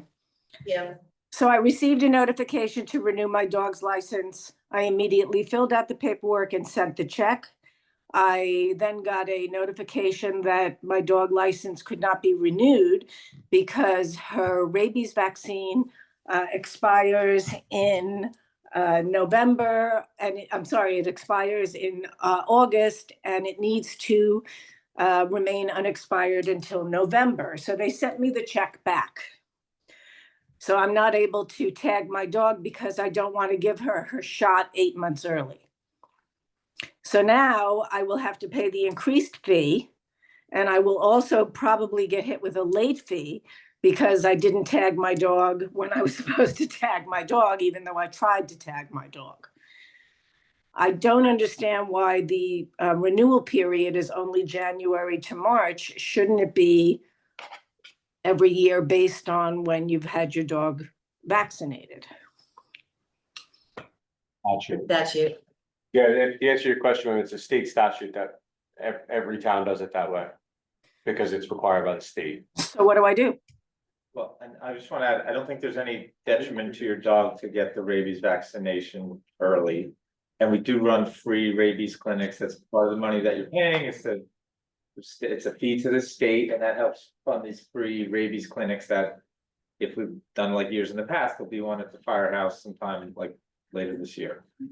It really has nothing to do with the cost of the vaccination. It just has to do with giving my dog a shot 8 months before she's due for a shot. That's, I mean, that's the point of the state statute. So the functional purpose for dog licensing is really to prevent the spread of rabies. That's why they require, like, that's the Right. purpose of the statute. So they're intentionally trying to make you do as often as, like, that's the way it's written. That's the point of it. We don't actually care how many dogs are in town, but we do care if they have rabies. That's the whole Right. hook. Licensing for the whole state and why they make everyone do it annually, and it sometimes results like this. That's the point of this. of the Right, state. but a vaccine lasts for 3 years. So doing it annually doesn't make sense. It's a 3-year vaccination. You don't have to do it annually, You but won't like I have to, said, there's no You'll be all harm in set. doing it early for your dog. You'll be set for 3 years now. Yeah. Right. I understand what you're saying, but the whole point of it is to check in with every single dog every year and make sure they have a rabies vaccination. If you got a new dog, if this dog passed away, that's the point of making the town touch base with you every year, January 31st. I understand it. I understand your point. It seems silly and like it's a practical matter, but it's a public health thing. That's the purpose Right. of it. And we don't have any control over it here, other than administering it. Right. I'm sorry. Good. No, I'm a rule follower, but this, particular issue was bothersome to me. I thank you. Eva, even I agree with you. I have 3 dogs and I went through this with one of mine a couple of years ago, so I'm kind of in the same boat that you just mentioned. But next And- time you'll be on track. Yeah, Yeah. but I agree with you. Thank All you. right. Thank you for your time. You're welcome. Is there any other public comment? Okay, I will make a motion that we approve the amendment and adopt. Close. Oh, I'll make a motion to close public comments for ordinance 2025-5 amendment. Is there a second? Second. And adopt. And adopt. Mr. Noble? And adopt, right? And Yes, adopt, of Okay, course. And adopt. Second and yes. Ms. Greenblatt? Yes. Mr. Nowicki? Yes. Mr. Weber? Yes. Mayor Gubatose? Yes. Okay, I would like to open public comment for ordinance 2025-6, an ordinance amending chapter 365 rental property of the borough's revised general ordinances to impose an occupancy tax on certain rentals within the borough of Bradley Beach. Second, Mr. Noble? yes. Ms. Greenblatt? Yes. Mr. Nowicki? Yes. Mr. Weber? Yes. Mayor Gubatose? Yes. Public comment? Any questions? Okay. With that, I will make a motion to close public comment and adopt ordinance 2025-6, amending chapter 365 rental property of the borough's revised general ordinances to impose an occupancy tax on certain rentals within the borough of Bradley Beach. Second, Mr. Noble? yes. Ms. Greenblatt? Yes. Mr. Nowicki? Yes. Mr. Weber? Yes. Mayor Gubatose? Yes. I will make a motion to open public comment for discussion on ordinance 2025-7. And ordinance, well, basically our 5G ordinance. Is there a second? Second, Mr. Noble? yes. Ms. Greenblatt? Yes. Mr. Nowicki? Yes. Mr. Weber? Yes. Mayor Gubatose? Yes. Public comments or questions on our 5G ordinance?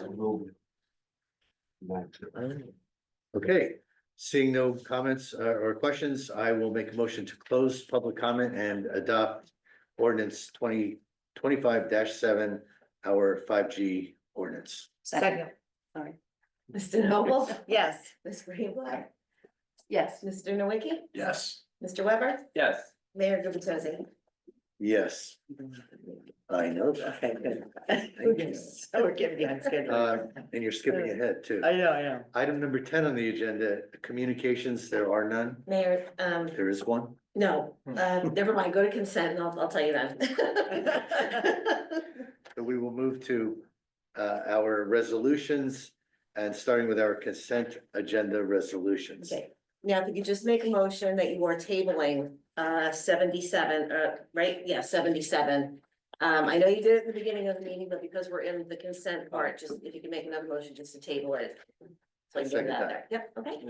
Okay, I would like to make, before we continue with the consent agenda, I'd like to make a motion that we table 2025-77, authorizing the execution of a lease agreement renewal for copier and printers in the borough.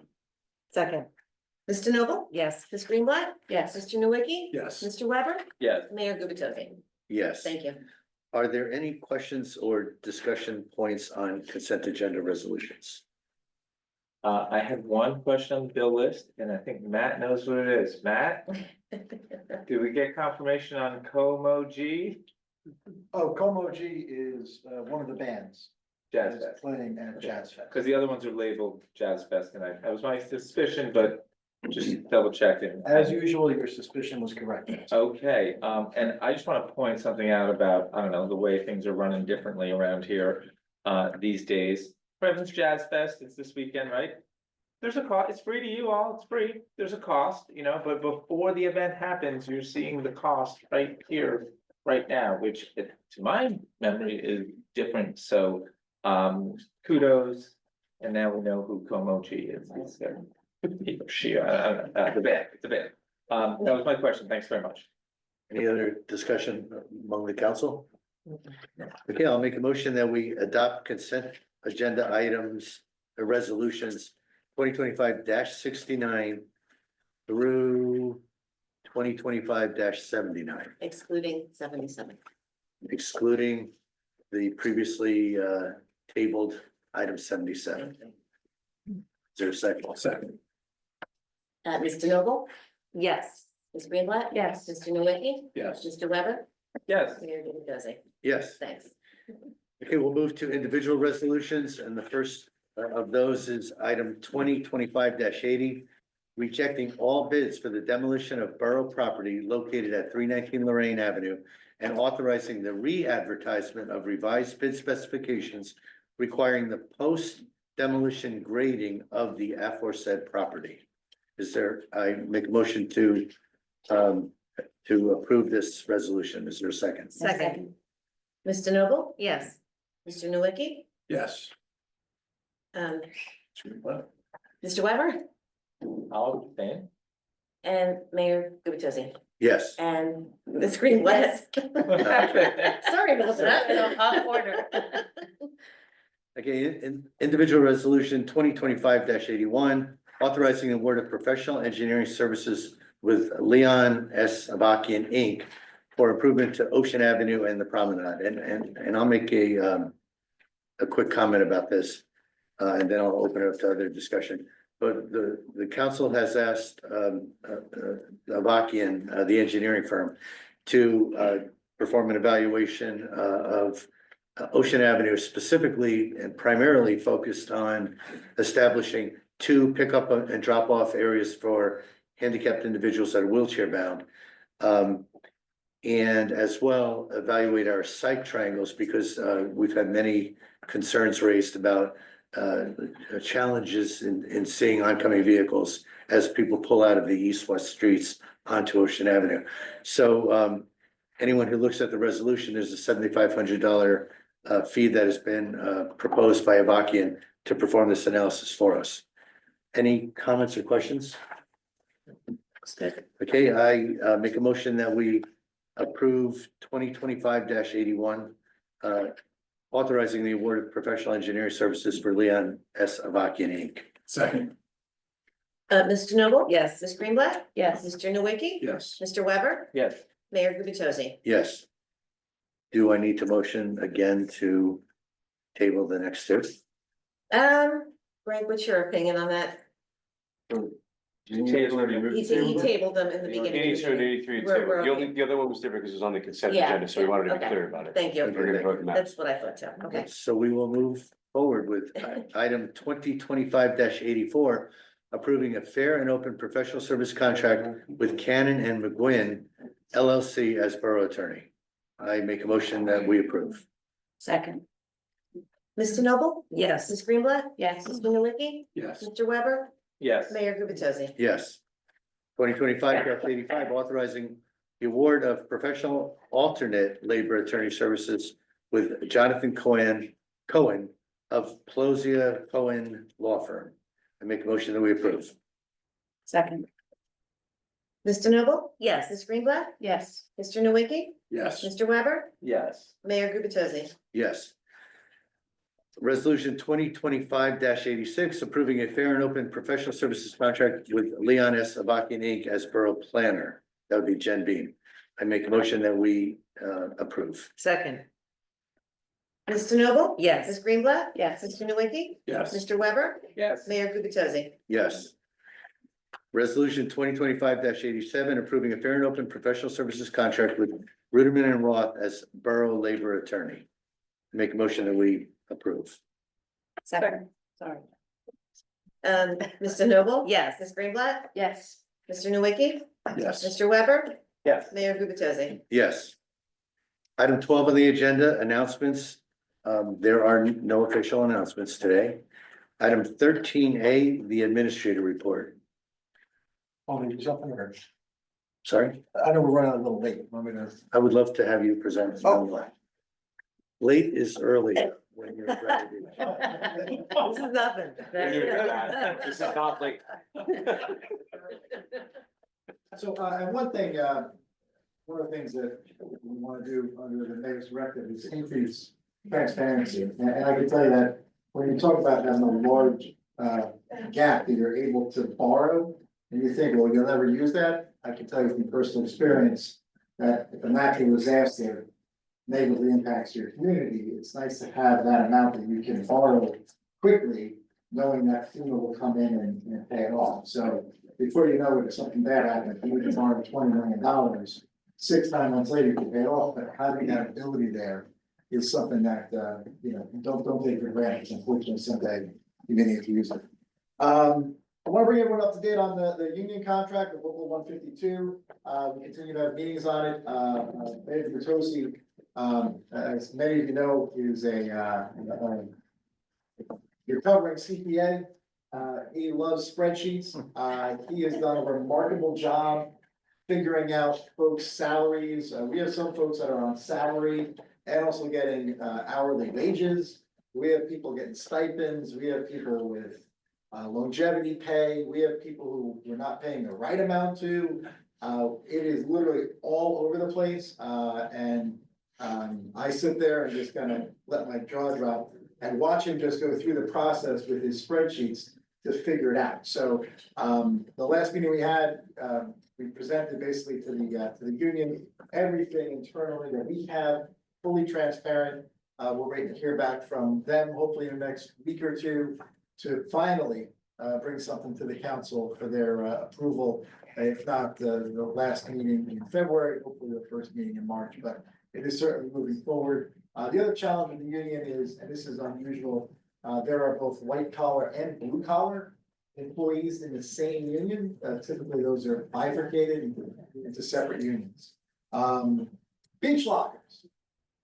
Who loves beach lockers? Beach lockers are an important topic in this town. There are 597 beach lockers available. So far, 351 have been claimed for a total of 58%. And if you don't mind indulging me a little audience participation, can anyone guess which avenue has the most beach lockers already taken? Ooh.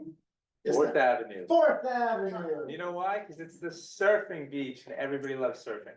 Close runner-up is Ocean Park. And who knows which one? Unfortunately, there's always got to be the one that's coming in last. Which one is the lowest? The north end, Lake Terrace. No. Close, Cliff Avenue with only 12, but it's still a good competition.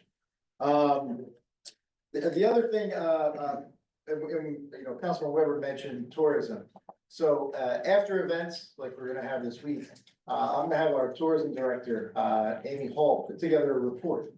How much was spent, what happened, how many people came, so we can report that to the council, report that to the public. So when you look at spending money on tourism, you can't really look at it as a business. Hey, we spent 7,000, we raised 10,000, we made 3,000. It doesn't really work like that. But at least it gives you an idea, not so much a quantitative, but more of a qualitative analysis of, was this a good event? Should we do it in the future? Or should we entertain other events? And that's a policy decision for the mayor and council, to take a look at.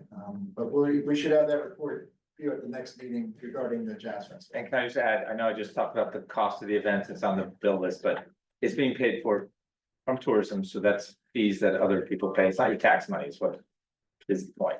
Oh, yeah, this is Not all, tourism none of this fund. has to do with any of your property tax dollars. This is with, through a tourism fund, trust. Thank you all very much. Thank you, council. Thank you.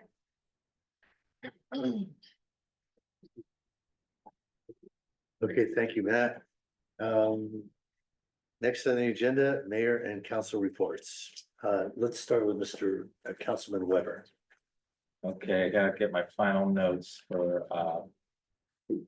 Matt. Okay, I'm gonna give you and last time I declined to give you the first aid bi-weekly report because my phone died, but this will be the first, so this will be one for February here. For the period that ended today, the squad responded to 15 day calls and 5 night calls.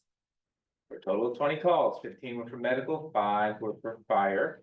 The squad participated in the Bradley Beach BBBCA January Jam, as well as providing medical overwatch. The squad thanks the BBBCA for their support of the first aid and fire department. The squad also welcomes our newest cadet, Leah Kern. There were no out-of-town mutual aid requests, and the squad requested no mutual aid for this operational period. They fulfilled 100% of their assignments. As always, they're looking for volunteers. They offer free training for qualified individuals. There's an application on the borough's website, and they have a cadet program for folks between 16 and 18 years of age, who are interested in serving their community. And this was submitted by the president of the First Aid, Eric Hunter, and the report was prepared by the secretary, John Zek. Just so you know what's going on with that. I am also the liaison to the Environmental Commission, and they met here last night. I'll let everybody know what they're focused on: Sustainable Jersey, which, if you don't know, it's this program in the state of New Jersey where towns can, I like to say, jump through a bunch of environmental hoops and show that they're actually doing some things sustainably and environmentally, and they get points for demonstrating this, and they can get certified if they get enough points and cross the finish line, so to speak. So I'd like to speak to everybody that works for the town. This is kind of like a town-wide thing. So if you're a DPW or you're a recreation or you're part of some other, board or commission in town, I might be coming to you, somebody from the Environmental Commission might be coming to you and saying, hey, we know you're doing this thing, can you help us document it? I'll just give you a great example.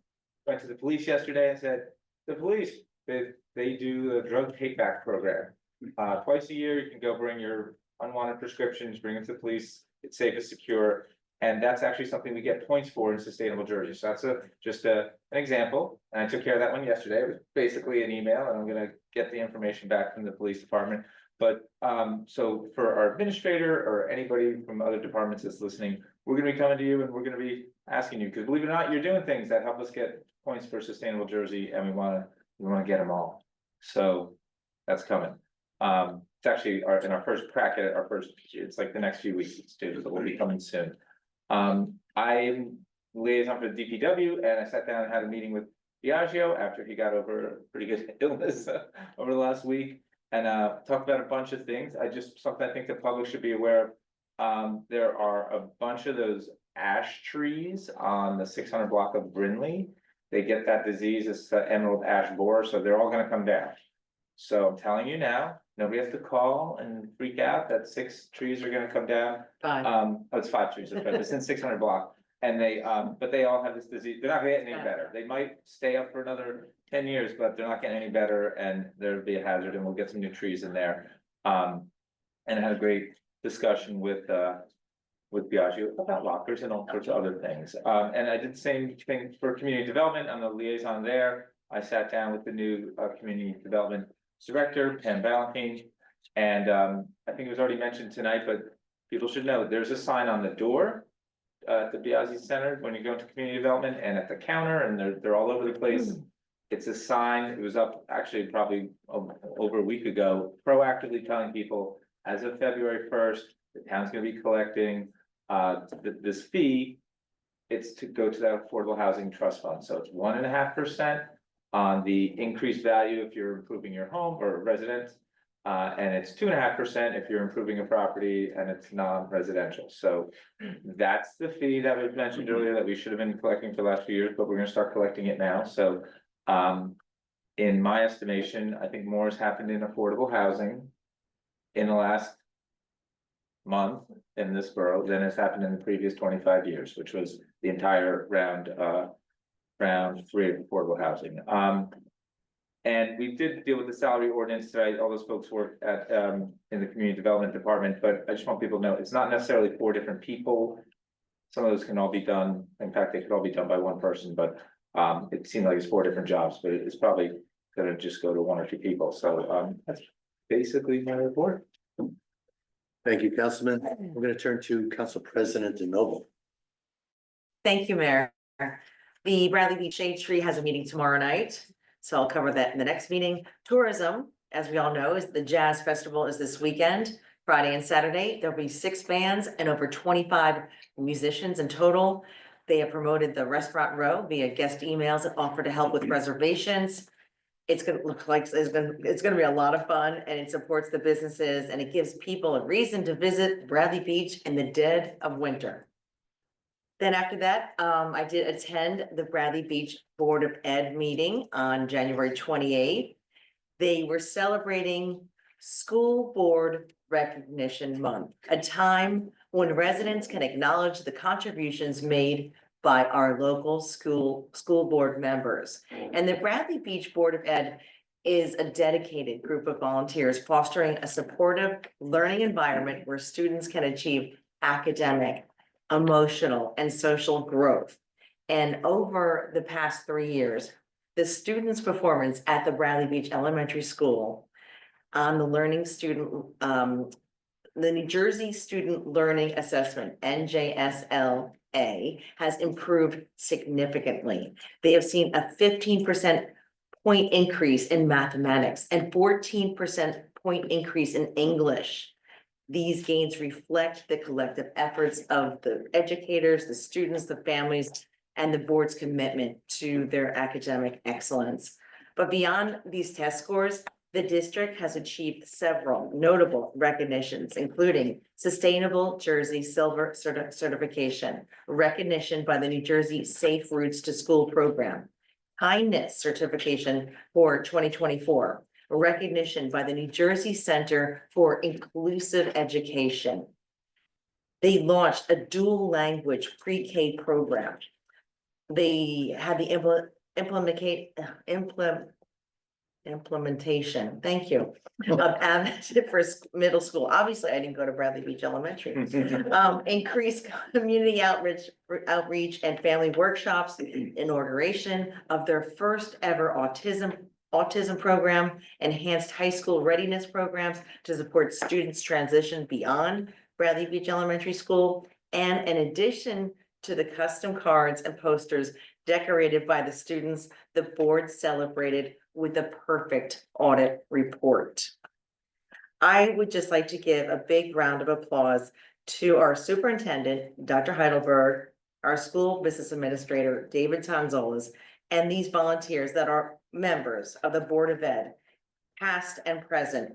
The present members include President Dr. Elizabeth Franks, Vice President Bridget Devane, members Courtney Wollaston, Noel Weinberg, Caitlin Salducci, Liza Flynn, Felicia Sachi, Roseanne Caruso Walker, and April Davis. Thank you all for your work. If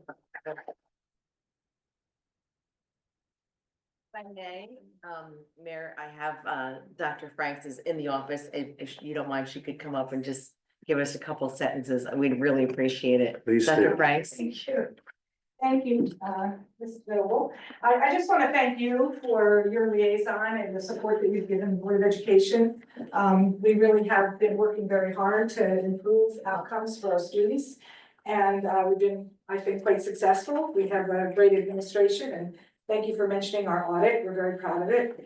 With the audit, you know, they say unmodified opinions. I'm like, that doesn't sound very wonderful. Could we say A plus? As an educator. So our auditor agreed, we could say A plus, but thank you for mentioning that. And I just also want to take the opportunity, what I always say is it takes a village. And Bradley Beach is such a wonderful village. I always say we're a small and mighty school. And there's so many people here. We partner with the Historical Association. Mr. Shamkin comes in, works with some of our students, the Shade Tree Commission, the Food Pantry, BBCA. We have mentors that come and work with our students. And so I just really want to thank the community, our BBE Foundation. And I don't know whether everyone is aware of this, but we just started a Bradley Beach Education Foundation. And one of the first things, and there was a strategic plan that some of you were on a few years back, and the big topic were our boilers. We were all worried that our boilers were gonna break down and it was going to be a big expense. And through our BBEF, we were able to get in touch with, I think it was ESCNG or NJ. JCP&L. And we were actually able to get a grant for $347,000 to get new boilers. So we saved the taxpayers lots of money that we were able to get this grant, and we were able to, you know, finance the rest of it that was needed. So please know that we are very fiscally responsible at the same time as building our academics. And I really appreciate, Jane, all that you've done. Oh, And your we appreciate you. liaison. Thank you so much. So, thank you, and thank all of you as well. It's really That we've our report. Thank you. And one other comment about Dr. Frank, she also requested special signage around the school, and our DPW and our chief of police have jumped on that, and whatever signage you've requested, we are in the process of working to implement. Oh, thank you. And that really came as a result of one of our parents feeling like we needed more signage, and you started to look like, oh, that's a great point. Yeah. We were missing that, so thank you. Okay, let's go with Councilwoman Greenblatt. Fletcher Lake Commission has a meeting upcoming a week from Thursday. And on their agenda is the installation of a sign on the Ocean Grove side of the lake prohibiting electric and motorized vehicles from the bridge. The initiation of the contract for wildlife control with Mike Campbell of Galaxy Geese. This is now going to be the second year that they're using his services. And the possibility of considering the installation of benches on the Ocean Grove side, and that will likely be a fundraiser. And finally, the staining of the bridge with a darker color, and this is to preserve the wood on the bridge. So the next Fletcher Lake Commission meeting is Thursday, February 13th at 6 p.m. Here in this room. Let's see, Recreation has a number of fun upcoming activities. Silver Ball Arcade is a middle school takeover for students in grades 5 through 8. Thursday, February 20th. It's a drop-off event. It's $25 per child, which includes food, drinks, and unlimited play. And anyone interested should register in advance through the Recreation Department. Radio Bingo is a collaborative event by the Bradley Beach Ladies Auxiliary, the Fire Department, and the Rec Department. Saturday, March 8th at 7 p.m. at the Rec Center. Tickets are $12 and they're on sale now, must be purchased in advance. You can pick your tickets up in person and contact Rec Director Courtney Pappas if you'd like to set up a time to pick up your tickets. Mahjong is now meeting every Friday at the Biazzi Center from 1 to 3. The next senior club meeting is on February 26th at the Biazzi Center from noon to 3. Open Rec is on Thursdays and Fridays for kids to come do their homework, play games, get crafty, and watch movies after school. This takes place Thursdays till 6 p.m. and Fridays till 7. Keep an eye out for family karaoke night coming up March 28th with details to come. Summer Camp 2025 enrollment will begin in mid-March. Bradley Beach residents get a week of priority and specific dates will be announced soon. The next Recreation Board meeting is Monday, February 10th, 6:30 PM at the Rec Center. All are welcome. And then finally, the Arts Council met Friday, January 24th. The council currently has 2 members and is looking to round out with 5 additional members. I just want to point out, John, that one of the 2 members, June Julian, has an environmental background professionally. So there may be an opportunity to contribute to Sustainable Jersey at the municipal level as well as potentially within the schools. That'd be cool. And somebody said they're interested in the environmental commission. He's a musician. So I might. tell him Oh, about it. cool. Please do, please do. As I said, the council is looking to obtain 5 additional members. It'll be meeting this Friday at 7 PM to identify community artists who can serve in a leadership role for the council. Once the membership is established and the terms are set, the Arts Council will begin to identify programming in the areas of both visual and performance art. While there's greater interest than spots available, the participation of Arts Council volunteers will be instrumental in helping its goals and provide active programming and performance for the community. And as Dr. Frank said, and I have here, it takes a village. So we need all the volunteers. The Arts Council will coordinate with both tourism and the BBBCA to ensure programming that aligns with each of their missions. Both Paula Gavin and Amy Hall are participating in these discussions. And finally, I just want to share that Councilman Nowicki and I both attended the New Jersey municipalities orientation for newly elected officials. And that was this past Saturday. It was a full day of active listening. And that's my report. Thank you, Shauna and Councilman Nowicki, Mayor Gutatosi, could I just be out of order for 1 minute? please. Because the Bradley Beach PTA would not forgive me. We have our auction March 30th. And the whole community is invited. It's a great community event. It's at the school, March 30th. Tickets are on sale. You go to Bradley Beach PTA.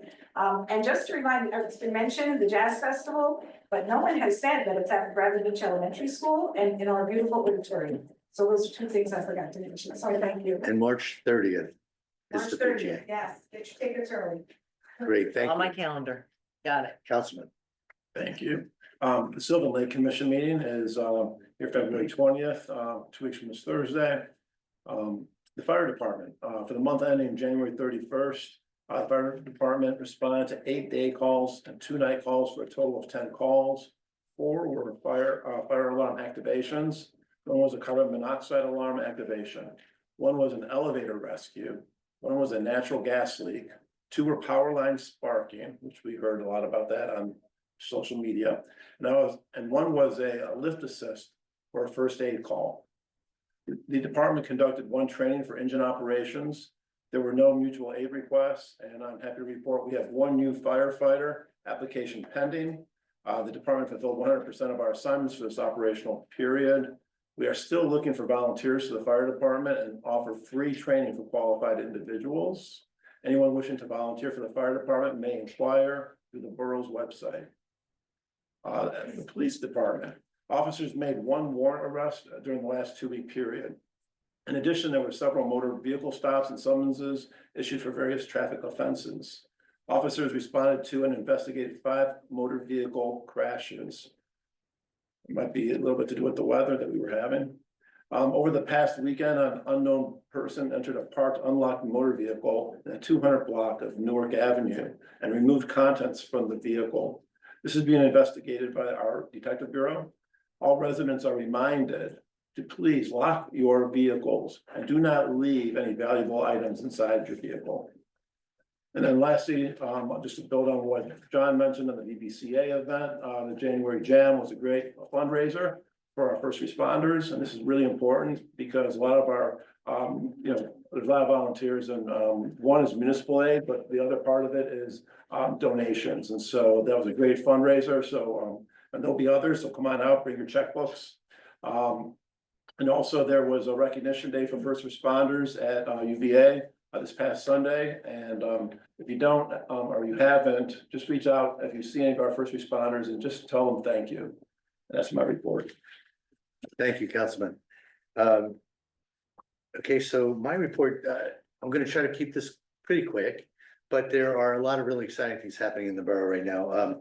Uh, I'm working very closely with Councilman Nowicki on a lot of different Sylvan Lake projects. I mentioned them earlier when Mr. Malik was talking, but there's a lot going on between the upcoming promenade extension, the restoration work on Sylvan Lake, and some of the other projects surrounding that. I've worked with that group as a liaison for the past 5 years. Councilman Nowicki has worked with them as a resident volunteer for 8 months or so, probably, right, Paul? About a year and a half, yeah. Oh, is it that long? Okay, wow, a year and a half.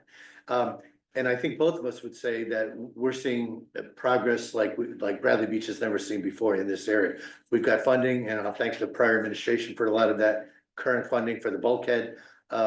But just the teamwork between Avon and Bradley Beach is just awesome to see, especially after many years of struggling to make any real progress.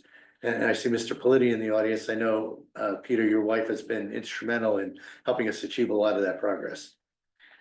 Ann's not here tonight, is she? No. Okay. But along with that excitement, as a few folks have mentioned, fair share housing, we're making some really good strides, getting a lot of our financing in order. This council is amazingly committed to making sure that we not only fulfill our obligations, but hopefully we will exceed our obligations in terms of affordable housing that this borough provides to moderate and low income individuals. Local 152, making great strides on the contract. Mr. Doherty, I appreciate your comments about my spreadsheeting abilities, but that really is taking a village. Not only is Mr. Doherty doing a great job helping us get organized, our labor attorney, Alan Roth, has done a great job working with the union's attorney and working through a lot of the logistics of the contract. And most importantly, the union members have just been awesome. A tremendous amount of mutual respect at these discussions and great progress being made. I don't want to jinx the process, but my hope is there are some technical things that the union has to go through to get approval. But as of our last meeting a couple days ago, the hope was that we would have a contract ratified and ready to go in March. So we're making good progress there. Another just really exciting thing, folks who have read our newsletters saw our outreach for volunteers, for strategic task force members. We have 8 strategic task forces identified. We've had over 80 volunteers, very excited about this, and not only for the task forces, but for some other commissions and committees in the borough. Amy Hall is organizing that for us. I don't have the list of those 80+ people in front of me, but within the next few days, we'll be organizing that. We'll be getting messages back out to people to get those task forces up and running. I'll just mention again, the BBBCA event at Uva Restaurant for recognizing superheroes, our first responders, our police, fire, first aid, OEM, and our DPW workers. A lot of residents attended and made donations to the greater good, but it was just a wonderful community event. It was exciting to be a part of that.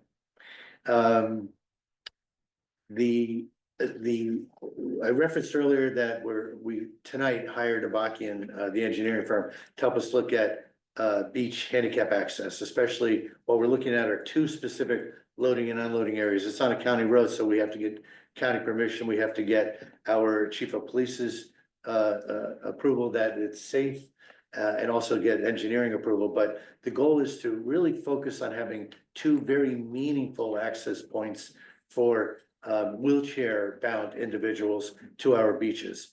That's not excluding others, but 2 meaningful access points, which will include not only these pickup and drop off areas, but things like greater Moby mat access on the beach.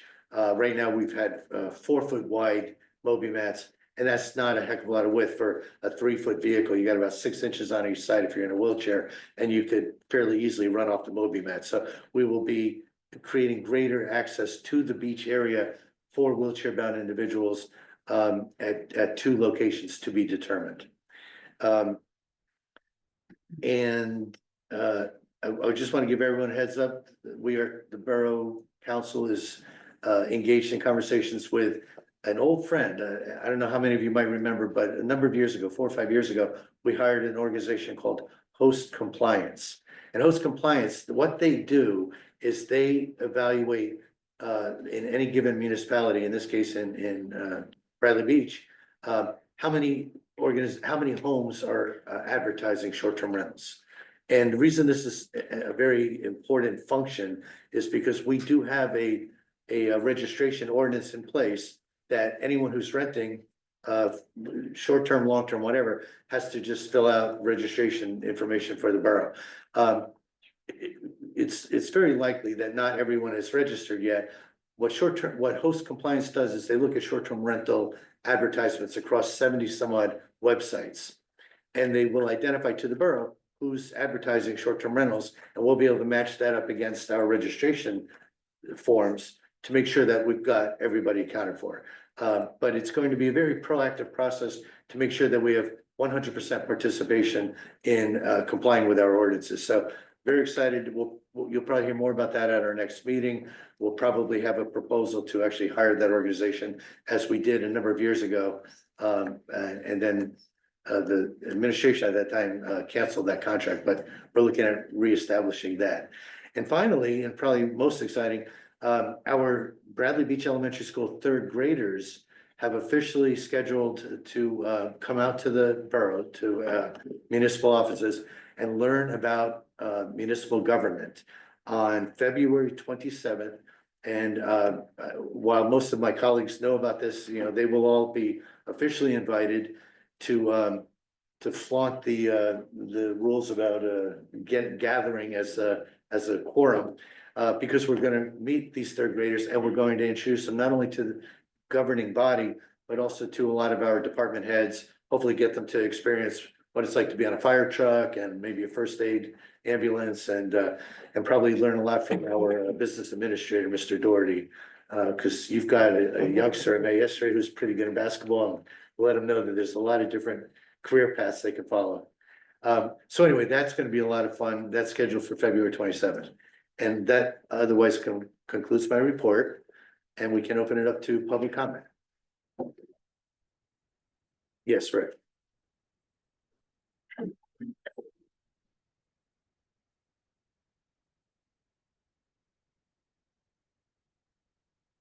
Rick Bartolome, 116 North. I guess two questions for the VA. One on the bond and notes for the utility fund. It says other issue, almost $2 million. I'm just wondering what that other is. So you can get back to me on what, or unless you know off the top of your head what that is. It's on page 4. Item number 6 on the top. Item number 5. The 1,994,000 plus. Says other. Okay, I'll find out and get back to you. I'll have to ask the CFO. Okay. Second thing is, I know it's been briefly mentioned in the past that you were gonna be issuing statements, and I'm not sure if it's gonna be, whether it's gonna be on a monthly or quarterly basis. Quarterly, so we can expect to see it in April. Yeah. Okay, that's all I have. Thank you, sir. Other questions or comments? Yes. That's Catherine from Woodward Central, Bradley. I want to start by saying, in all my years of living here, I've never seen a level of enthusiasm and excitement from everybody. Not even just, during the meeting, but just in general, when you talk to people around town, there's a real levity that I've never experienced here, and it's refreshing and it's really nice, and it's clear where it's coming from. And I want to start with that, and I'm hoping that the further we get into 2025 and further away from the past, then we can not look back. But unfortunately, I again have to read something. As the lead plaintiff in a personal civil class action lawsuit I intend on filing, I'm serving the borough of Bradley Beach and Larry Fox tonight with the other tort claim, the 6th one. As previously stated, this lawsuit is open for any resident to join. This tort claim pertains specifically to the improper and illegal impaneling of the Borough of Bradley Beach Municipal Land Use Board by Larry Fox on January 1st, 2022, during the reorganization meeting. Regarding the 7th tort claim, I served tonight, that I mentioned earlier, I encourage you all to listen to yourselves. You can find the video that I was speaking about on my YouTube channel under my name, Beth Kepler, and you can watch the video dated 1/21/25 for yourself. I can provide anybody interested upon request for a typed transcript of that conversation. And we've been lied to for a long time, and not just by Larry Fox. To provide some context on the 6th tort, this issue arose subsequent to the merging of the planning and the zoning boards, and it's important to remember Larry Fox was vociferously opposed to the merging of these boards into one single land use board. On review and comparison of the videos regarding the processes in which the 2022 board and the 2025 board were seated, I soon realized impropriety occurred in 2022 and continued unchecked through December 31st, 2024. I've also posted relative excerpts from 22 and 25 council reorganization meetings on my YouTube channel under my name, Beth Kepler, for your convenience. By state statute, Larry Fox was required by NJSA 4055D-23 to nominate the land use board members and stagger the dates of their terms by service class, and he did not. This procedure was correctly followed by our current mayor, Al Gubitosi, in January of 2025, and unfortunately, this was not the case in 22. Larry Fox's failure to adhere to this legal requirement has significant implications. Every decision and variance voted on by the improperly impaneled 22 land use board, whether passed or not, is now subject to being overturned and legally challenged. For example, I remind all of you of the injustice of the matter concerning our neighbor, Mr. Alan Rappaport, and the other neighbors on York Avenue last year. Once again, Larry Fox's illegal and improper processes have left the borough vulnerable to potentially extremely costly litigation lawsuits. And once again, the borough and its residents, taxpayers, are at risk of damage due to the intentional ignoring and subverting of state statutes and municipal ordinances as a direct result of the Larry Show, to quote Mr. Cannon in the January 21st video. Fox's wanton and willful disregard for municipal, state, and federal laws has harmed and continues to harm this borough and its residents. In addition to filing this court, I reported this particularly egregious violation to the state government oversight body, the New Jersey Department of Environmental Protection. We must hold those in power accountable for their behaviors, actions, and inactions to ensure such violations do not occur in the future. That's how we ended up with Larry Fox and Lenny Guido, and they were allowed to reign unchecked for decades. I urge you, my fellow residents, to join me in this class action civil lawsuit to protect our borough, our neighbors, and uphold the principles of transparency, accountability, and adherence to the law. Together, we can make a difference and ensure our community remains a place where justice and integrity prevail. I'll leave you with these wise words from one of our founding fathers, Thomas Paine, who said, "A body of men holding themselves accountable to nobody ought not be trusted by anybody." That concludes my statement. Thank you for listening. Thank you. Are there other comments or questions? I'm gonna sneak in a real quick announcement, and that is the freeze on locker waiting list has been lifted. So anyone who's not on a locker waiting list and would like to join, Mr. Doherty has made that happen for us. So thank you, Matt. I forgot to say that earlier. And with that, I'll make a motion to adjourn. All in favor? Aye. Meeting adjourned. Bang that gavel. It's fun. We gotta go have a chat. All the thoughts.